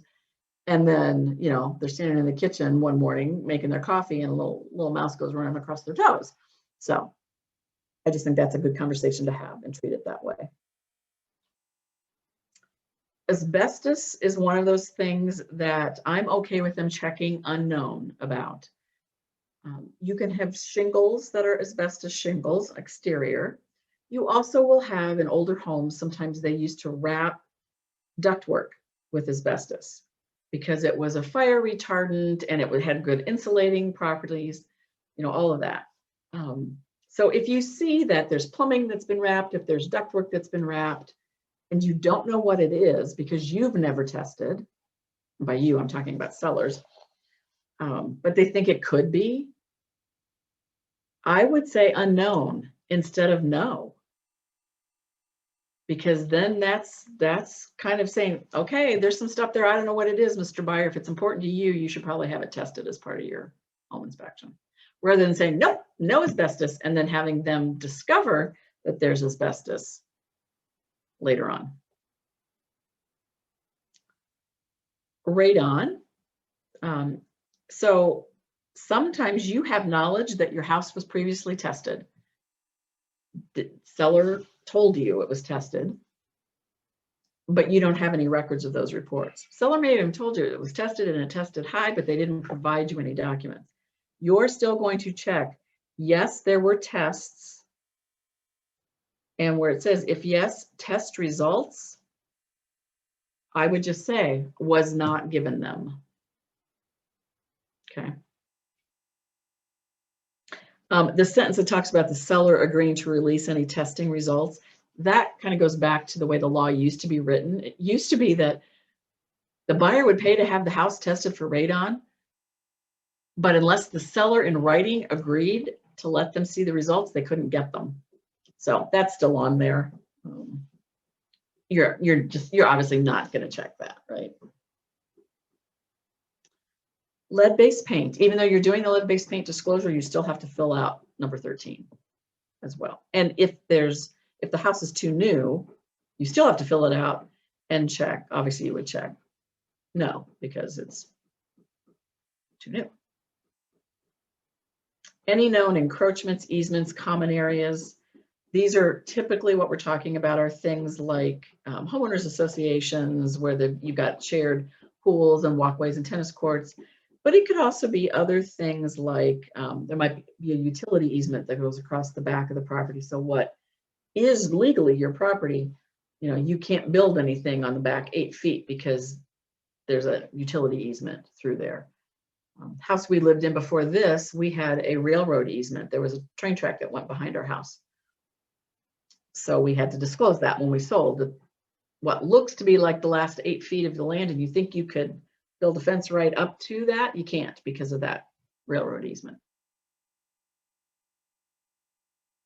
The next one talks about shared in common with adjoining landowners. So walls, fences, roads, driveways, that's pretty common in some of the older parts, especially in like Beaverdale and those parts of town where you share those driveways.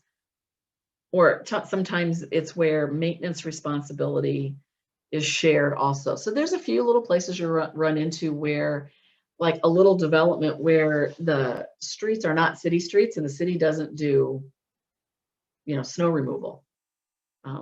That would be one of these that you would want to check this one and disclose what that is.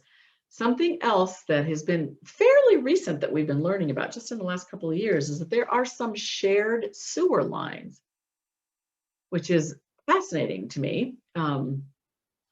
So you might have two houses that sit together, and these were probably going to be not anything built like later than 1960 or 70. So it would be something probably older than that, where you will run into it. And the places specifically that I know about it are in certain parts of Windsor Heights, Beaverdale, some of those areas.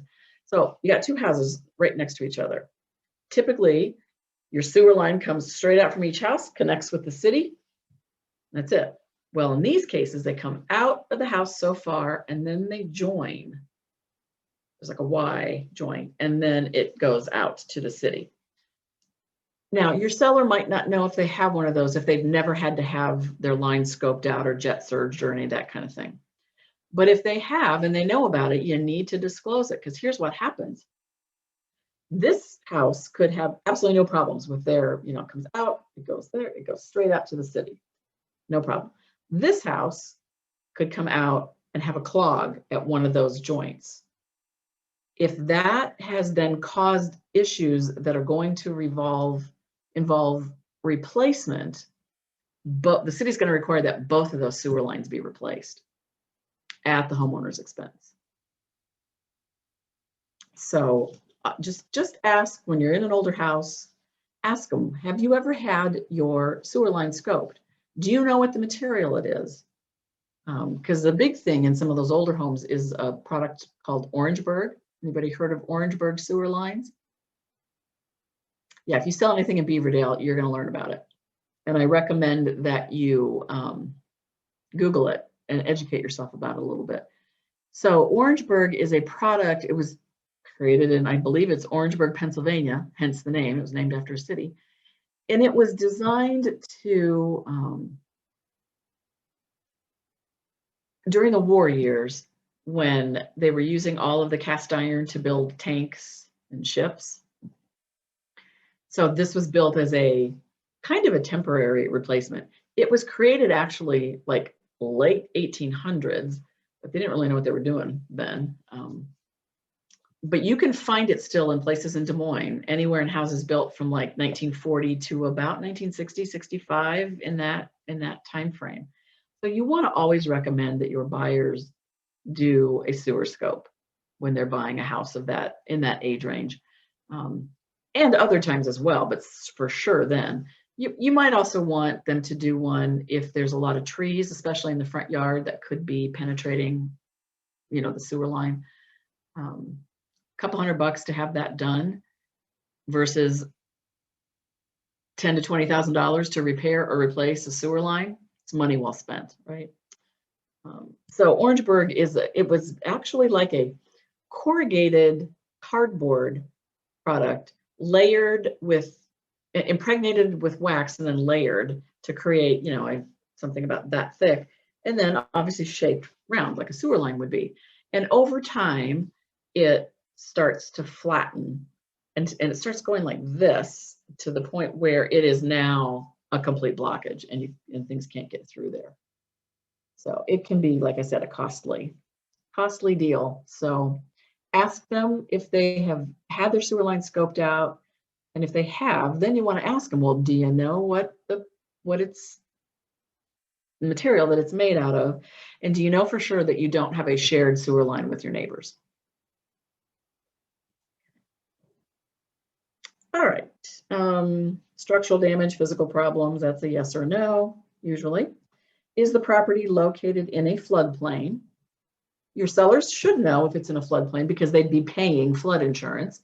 And it's a good idea to ask them, well, how much do you pay? Because some people get completely scared away from a home that's in a floodplain because flood insurance can be really expensive, but sometimes it's not that expensive. Sometimes the property sits in a floodplain, but the house itself is far enough away from it. So they still have to pay some flood insurance, but it's not super expensive. So you're going to want to have them disclose that. If they honestly don't know and you don't know, there's a couple ways you can find out. We've got some things that are available to us in through our Matrix login. You can get into something called RPR, and there's another one, Realist Tax, and they'll have links to the flood map. The easiest way is to call your favorite insurance agent and have them look it up for you. That's what I do.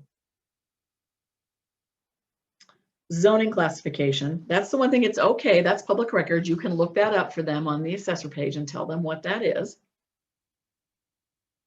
And then covenants. Is the property subject to restrictive covenants?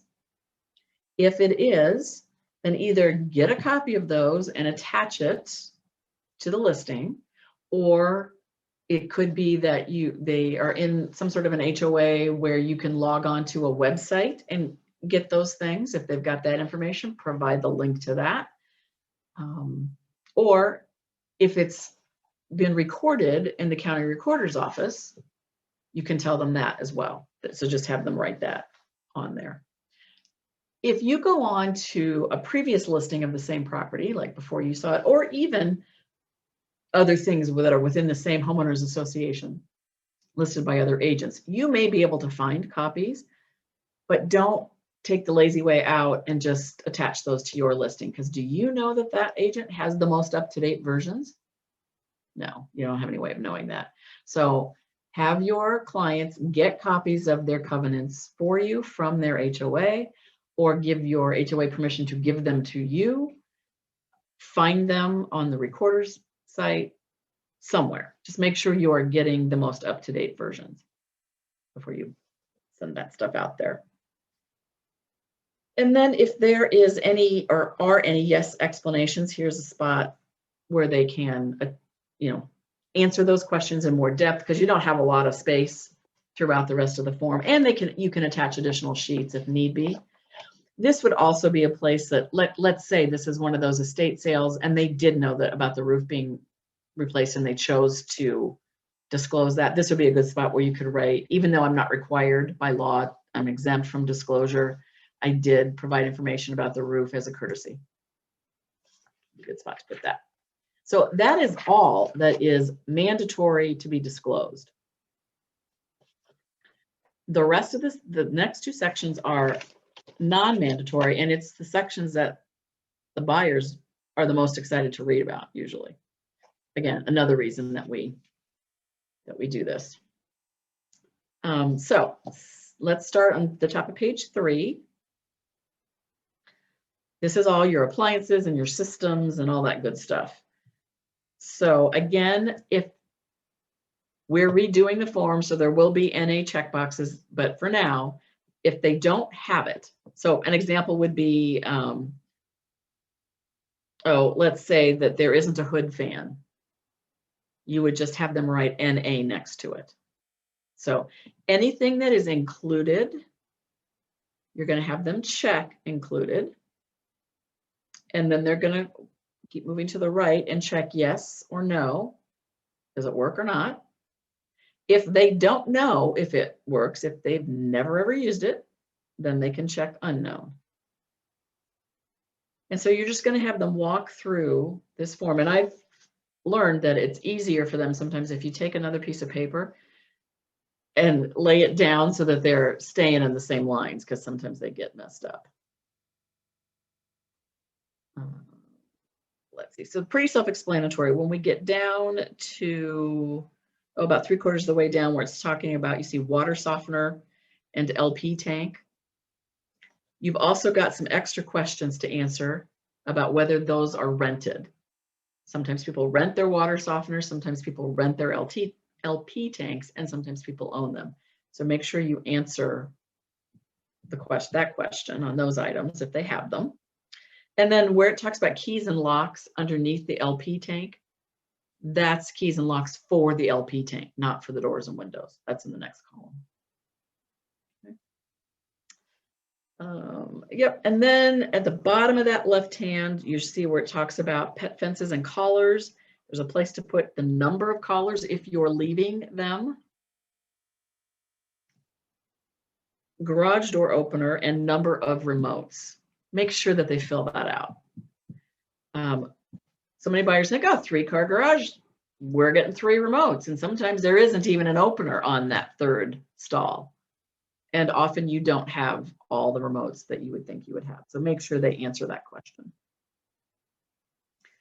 And then in the right-hand column, again, some of these things, there's no place to check included because they're assuming you're not going to dig up your lawn sprinkler system or that you're going to dig up your septic tank or your city water system. They're assuming you're going to leave that.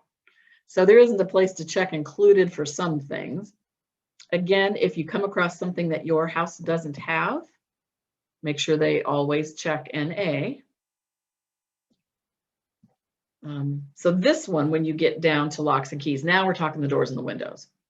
And people always laugh and say, well, of course there's locks and keys. Not always. I've sold houses out in rural Iowa where those sellers never got keys when they bought the house. They've never locked the door. And you'll even sometimes see that on a listing. Not to lock it when you leave. Sometimes like the deadbolt's there and people can lock that when they're in, but they don't want to make sure that you don't lock it because nobody has a key to get in. And then dryer and washer. A lot of times you're going to see a listing that will say, and your sellers will say, you know, for the right offer, we'd leave the washer and dryer. They're negotiable. Well, if you're saying that they're negotiable, don't check included, but do check if they work or not. Okay. Storage shed. There are some storage sheds that are absolute permanent fixtures. You couldn't move it if you wanted to, but there's a lot of them that look like they're a permanent fixture, but you can. They've got like a skirt around the bottom that just comes off and you can go in with a skid loader and pick it up and move it away. So always have your sellers say whether there's sheds staying or not. And when you're on the buyer side, if that's not checked, sometimes you see them that they just like don't check it. And your buyer wants it, make sure you write that in to included items and put that on that bill of sale. And then you got a nice section for explanations of no responses above. So if you're saying, no, this thing doesn't work, explain what's wrong with it. Here's an example. If I was selling my house today, I've got a refrigerator that has an ice maker in the door above, and it's got the freezer on the bottom with the pull out, and there's an ice maker down there. Some piece broke off of that ice maker and it makes ice. It just doesn't ever stop making ice unless you remember to turn it off on the little panel on the door. I'm going to have to disclose that unless we get it fixed before we sell. Little things like that. Some people just flat out don't have an ice maker that works. And you'll see they'll check refrigerator included, working, no, and then you come down here and say the refrigerator works, the ice maker doesn't. So just so that it's clear, so a buyer knows what they're getting themselves into. And then big bold print, household appliances are not under warranty beyond the date of closing. Make sure your buyers understand that. You can go to the house and do your final walkthrough the night before closing and everything's working just perfectly. I always open my door, stick the refrigerator door, stick my hand in, see if it's cold, check to see if there's ice, make sure all that's, all that's working. But how many of you have had a refrigerator die overnight? Worked the night before, got up the next morning, and there was water all over the floor because it quit working and the ice maker or the ice just melted and ran over everything. So you want to make sure your buyers understand that. It could quit working between the time you do your walkthrough and closing. It also could quit working. You signed your paperwork at 11:30 and you didn't go to the house until 12:30. It could have died in that time frame. So just because something dies shortly after closing or right at closing does not mean you have the right to go back to the seller and say, hey, you've got to replace this for me. That's even more important why you always, always, always do a walkthrough prior to closing. If you could have caught it then, sure, you bet. Then you can go after them and say that you need to fix this because you said it was working and now it's not. And all the more reason that, you might want to suggest your sellers provide a warranty to their buyers. That also helps end some of those arguments. Again, make sure you get your buyers and sellers initials on this section, because again, not at the bottom of the page, it gets missed sometimes. Then the last section is additional non-mandatory requested items. Any significant structural modification or alteration? Did they repair, or replace one wall of the basement? You know, you see that a lot where people they'll just build a whole new wall. They jack the house up, build it. Or it could be that they have had to go in and have those piers put in to help keep the wall from bowing. Did they do and have they done an addition to the property, which you might or may not be able to see by looking at the assessor's page if they didn't file permits, if they did all the work themselves. Those are the kinds of things you're looking for. This next one is one where people get tempted not to disclose because they don't think they have to since they took care of a problem. But it is important that they disclose a property casualty loss or insurance claim over $5,000 or major damage to the property from fire, wind, hail, floods.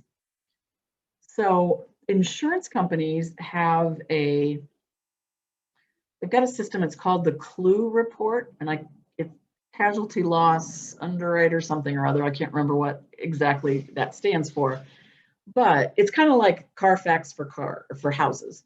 So anytime that a big insurance claim is paid out, that insurance company is going to put that information into this database.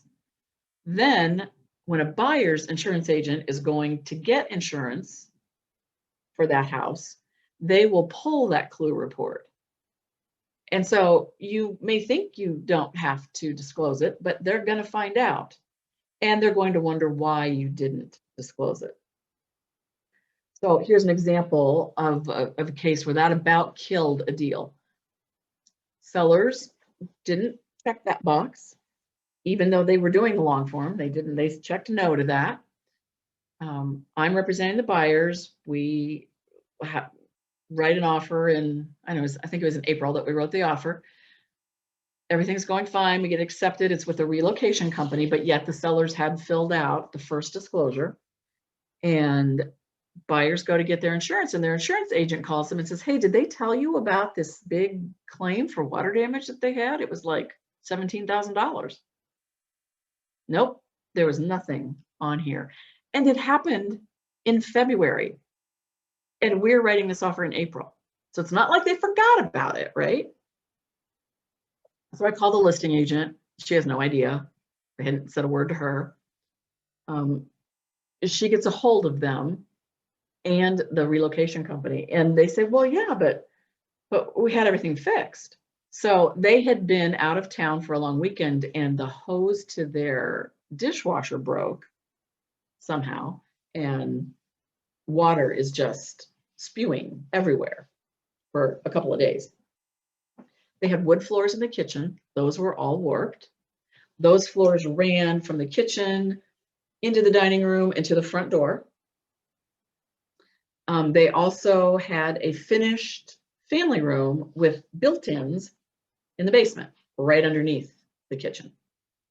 And so the basement ceiling had fallen in at the same time. So they'd had it all repaired, but my buyer, who has some health issues and like mold is a big deal, was freaking out and was about ready to cancel the sale. The seller's stuff was all in storage and they're out of town still. They can't, I think they're already in their new location, but their move hadn't happened yet. So they couldn't get to their records. Their insurance agent was no longer with the company, couldn't find her anywhere. Finally, the manager of that insurance agent was able to dig up enough stuff and found out who had done the work. And so we were able to put the buyer in touch with him, and he provided copies of all the scope of work that was done. And because her big worry was, so everything looks great now, I see that, but how do I know what's going on inside those walls? Is there the potential of mold? Talking to him made her feel much better. And then the sellers also offered to have an air quality test done. But that could have totally tanked that deal because she was ready to walk. So tell them you can't hide from a big insurance claim. Don't lie about that. Make sure you disclose it. Okay, page 4. Any known current, preliminary, proposed, or future assessments by a governing body or owners association. So we've talked about this several times already. If they know they've got an assessment either from the city or the county or from their HOA, here's where they disclose it. The next one is mold. I am okay if they check unknown, if they have never tested any of those funny discoloration looking things in their basement. Because if you haven't tested for mold, you don't know if it's mold. It's safer to say unknown than it is to say no, in my opinion. Private burial grounds. They're not talking about the goldfish or the hamster that you buried out in the backyard. They are talking about human remains. Neighborhood or stigmatizing conditions or problems affecting this property. So do the neighbors have a meth lab? If they do and you know about it, you better disclose.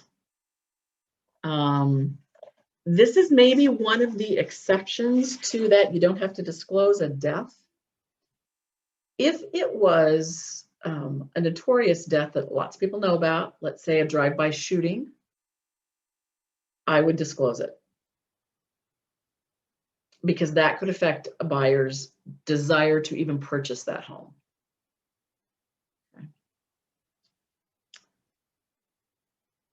Neighborhood conditions, maybe you're not in a floodplain, your house doesn't flood, but the street sure does every time it rains heavy and you can't get in or out of your driveway. That might be considered a condition that you should probably disclose. Energy efficiency testing. So this goes back to what we talked about last week on the listing form. It's not that you have had Mid-American come out and do an energy audit for you. It is, has your house been certified through one of those various energy efficiency testing programs that were listed on the listing document. Attic insulation, if you know what type's up there and the amount, then fill it in. If you don't, check unknown. You might know if you had a home inspection done when you bought the house, because the inspector probably mentioned that. Are you aware of any area environmental concerns? So that, again, that could be flooding, that could be settling. There's some neighborhoods where there have been sinkholes develop because the homes were built over coal mines, and the old coal mines that were in Des Moines. So if you know any of those kinds of things, some people will also suggest that the overhead high voltage power lines could be considered that, yet those aren't hidden. A buyer can look at their house, the house they're thinking about buying, and see if there's anything around there. So I don't know that you're actually required to disclose that, since it's something that's obviously not being hidden. What we're looking for is hidden defects. Are you related to the listing agent? If you're related in any way, even if you're fourth cousins twice removed, check yes and just say we're cousins.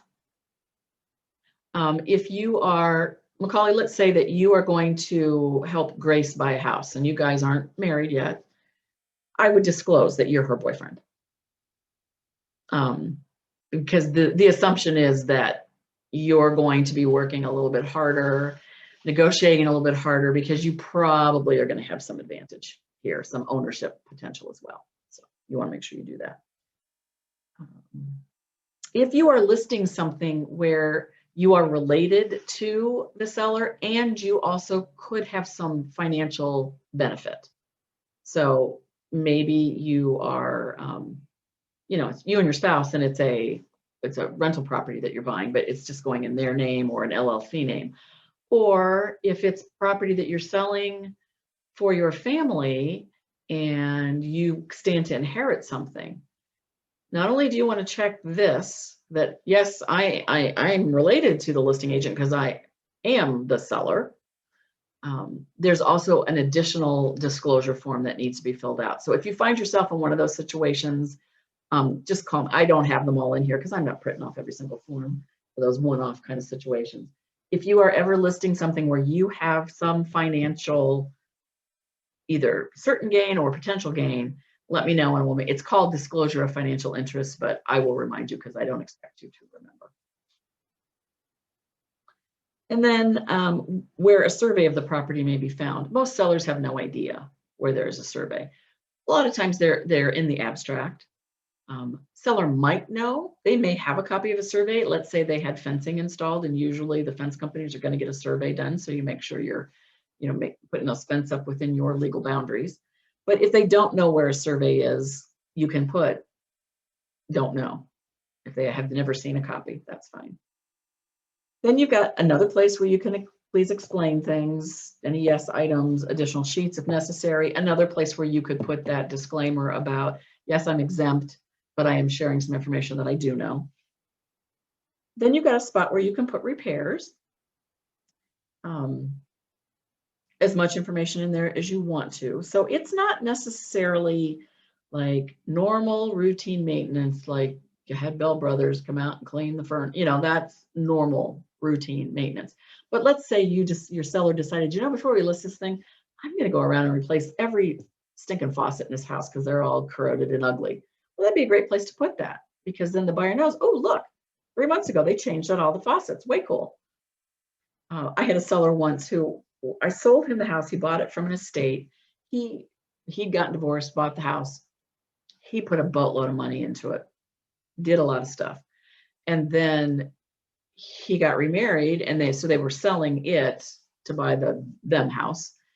He provided me with a spreadsheet of every stinking thing he had done to that house, when it was done, who did it, where the product was purchased, is there a warranty on it? I mean, this guy's beyond crazy, but it was great. I just attached it to the seller disclosure, and the buyers all loved it.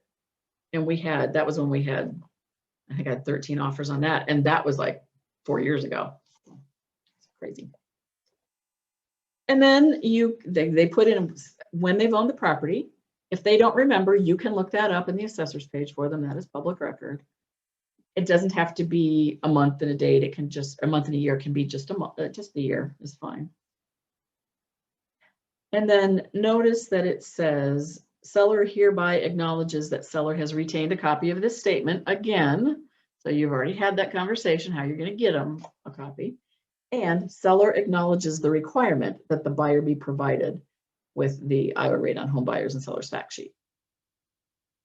Seller signs there.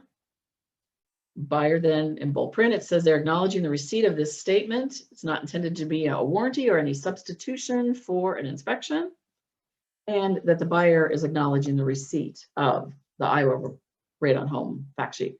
So again, make sure you gave it to them, so you're not asking them to sign something that isn't true, right? And that is it. So like I said, this can be painful. It takes a long time, but it's super important that disclosures are made accurately, because that's going to keep everybody out of mediation and or court. And I would like the record to reflect, I don't know who our note taker is, but somebody needs to let the world know that I finished this class 20 minutes early. Yay! So any questions you want to ask, hang around for a while. It doesn't have to be about this class. It could be about anything that popped up from the last couple of classes. And if you have no questions, then you're free to go. See you, Doyle. I'm taking those waves. Miss Jeanne, do you recommend, if it's something that has been on the whoops, wait. Is that you, Maria? Yeah, sorry. Did you would you recommend checking the MLS for seller disclosures prior to having your clients fill out this sheet? Uh-huh. Absolutely.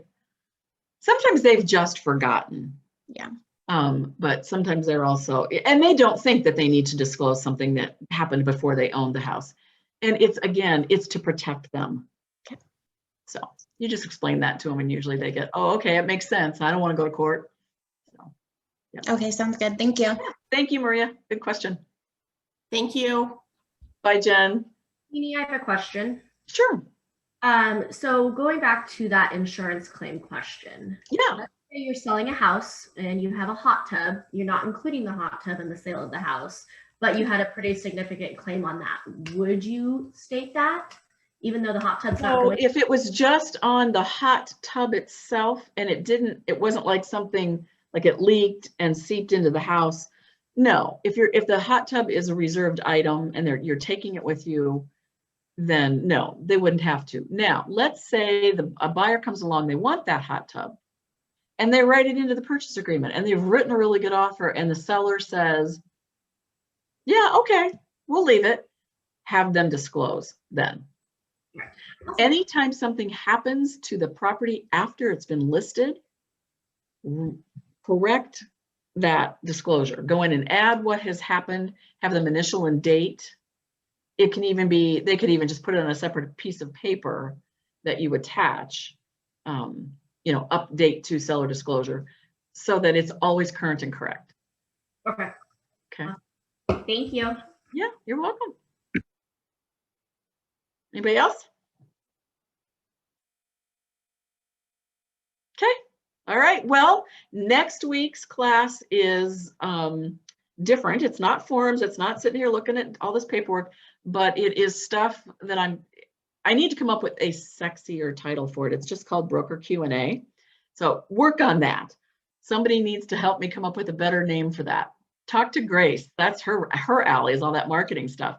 But what we're going to talk about in there is really how to start your business in a way that's going to protect you as much as possible going forward. We're going to also talk about things like, do you need an LLC? Do you need a marketing trade name? Why can't they be the same? Because they can't. We'll talk about the advertising requirements whenever you're advertising listings, the things you have to have on those things to be compliant with the state. We'll talk about a little bit about fair housing and how to keep yourself out of fair housing trouble. We'll talk a little bit about the do not call registry and the things you can and can't do around that will also keep you out of trouble. And then I usually try to leave some time for actual questions and answers. So we'll talk about the times that you should be calling me. We'll talk about the things that will keep you out of real estate jail. So it's a lot of good information, a lot of fun, a little bit of overlap in some of the things I talk about, but you can't ever hear that stuff too much. So, Is that 1 to 4 again? it is not 1 to 4, it's 1 to 3. 1 to 3. Okay. Yeah, 1 to 3 On Monday. next Monday. Yep. And that one will not be repeated in the evening. It's just that's not a me and Crystal class. It's just a me class. So. Thank you. All righty. Thanks, everybody. And hope to see you all next week. Thank you, Jeannie. Take care.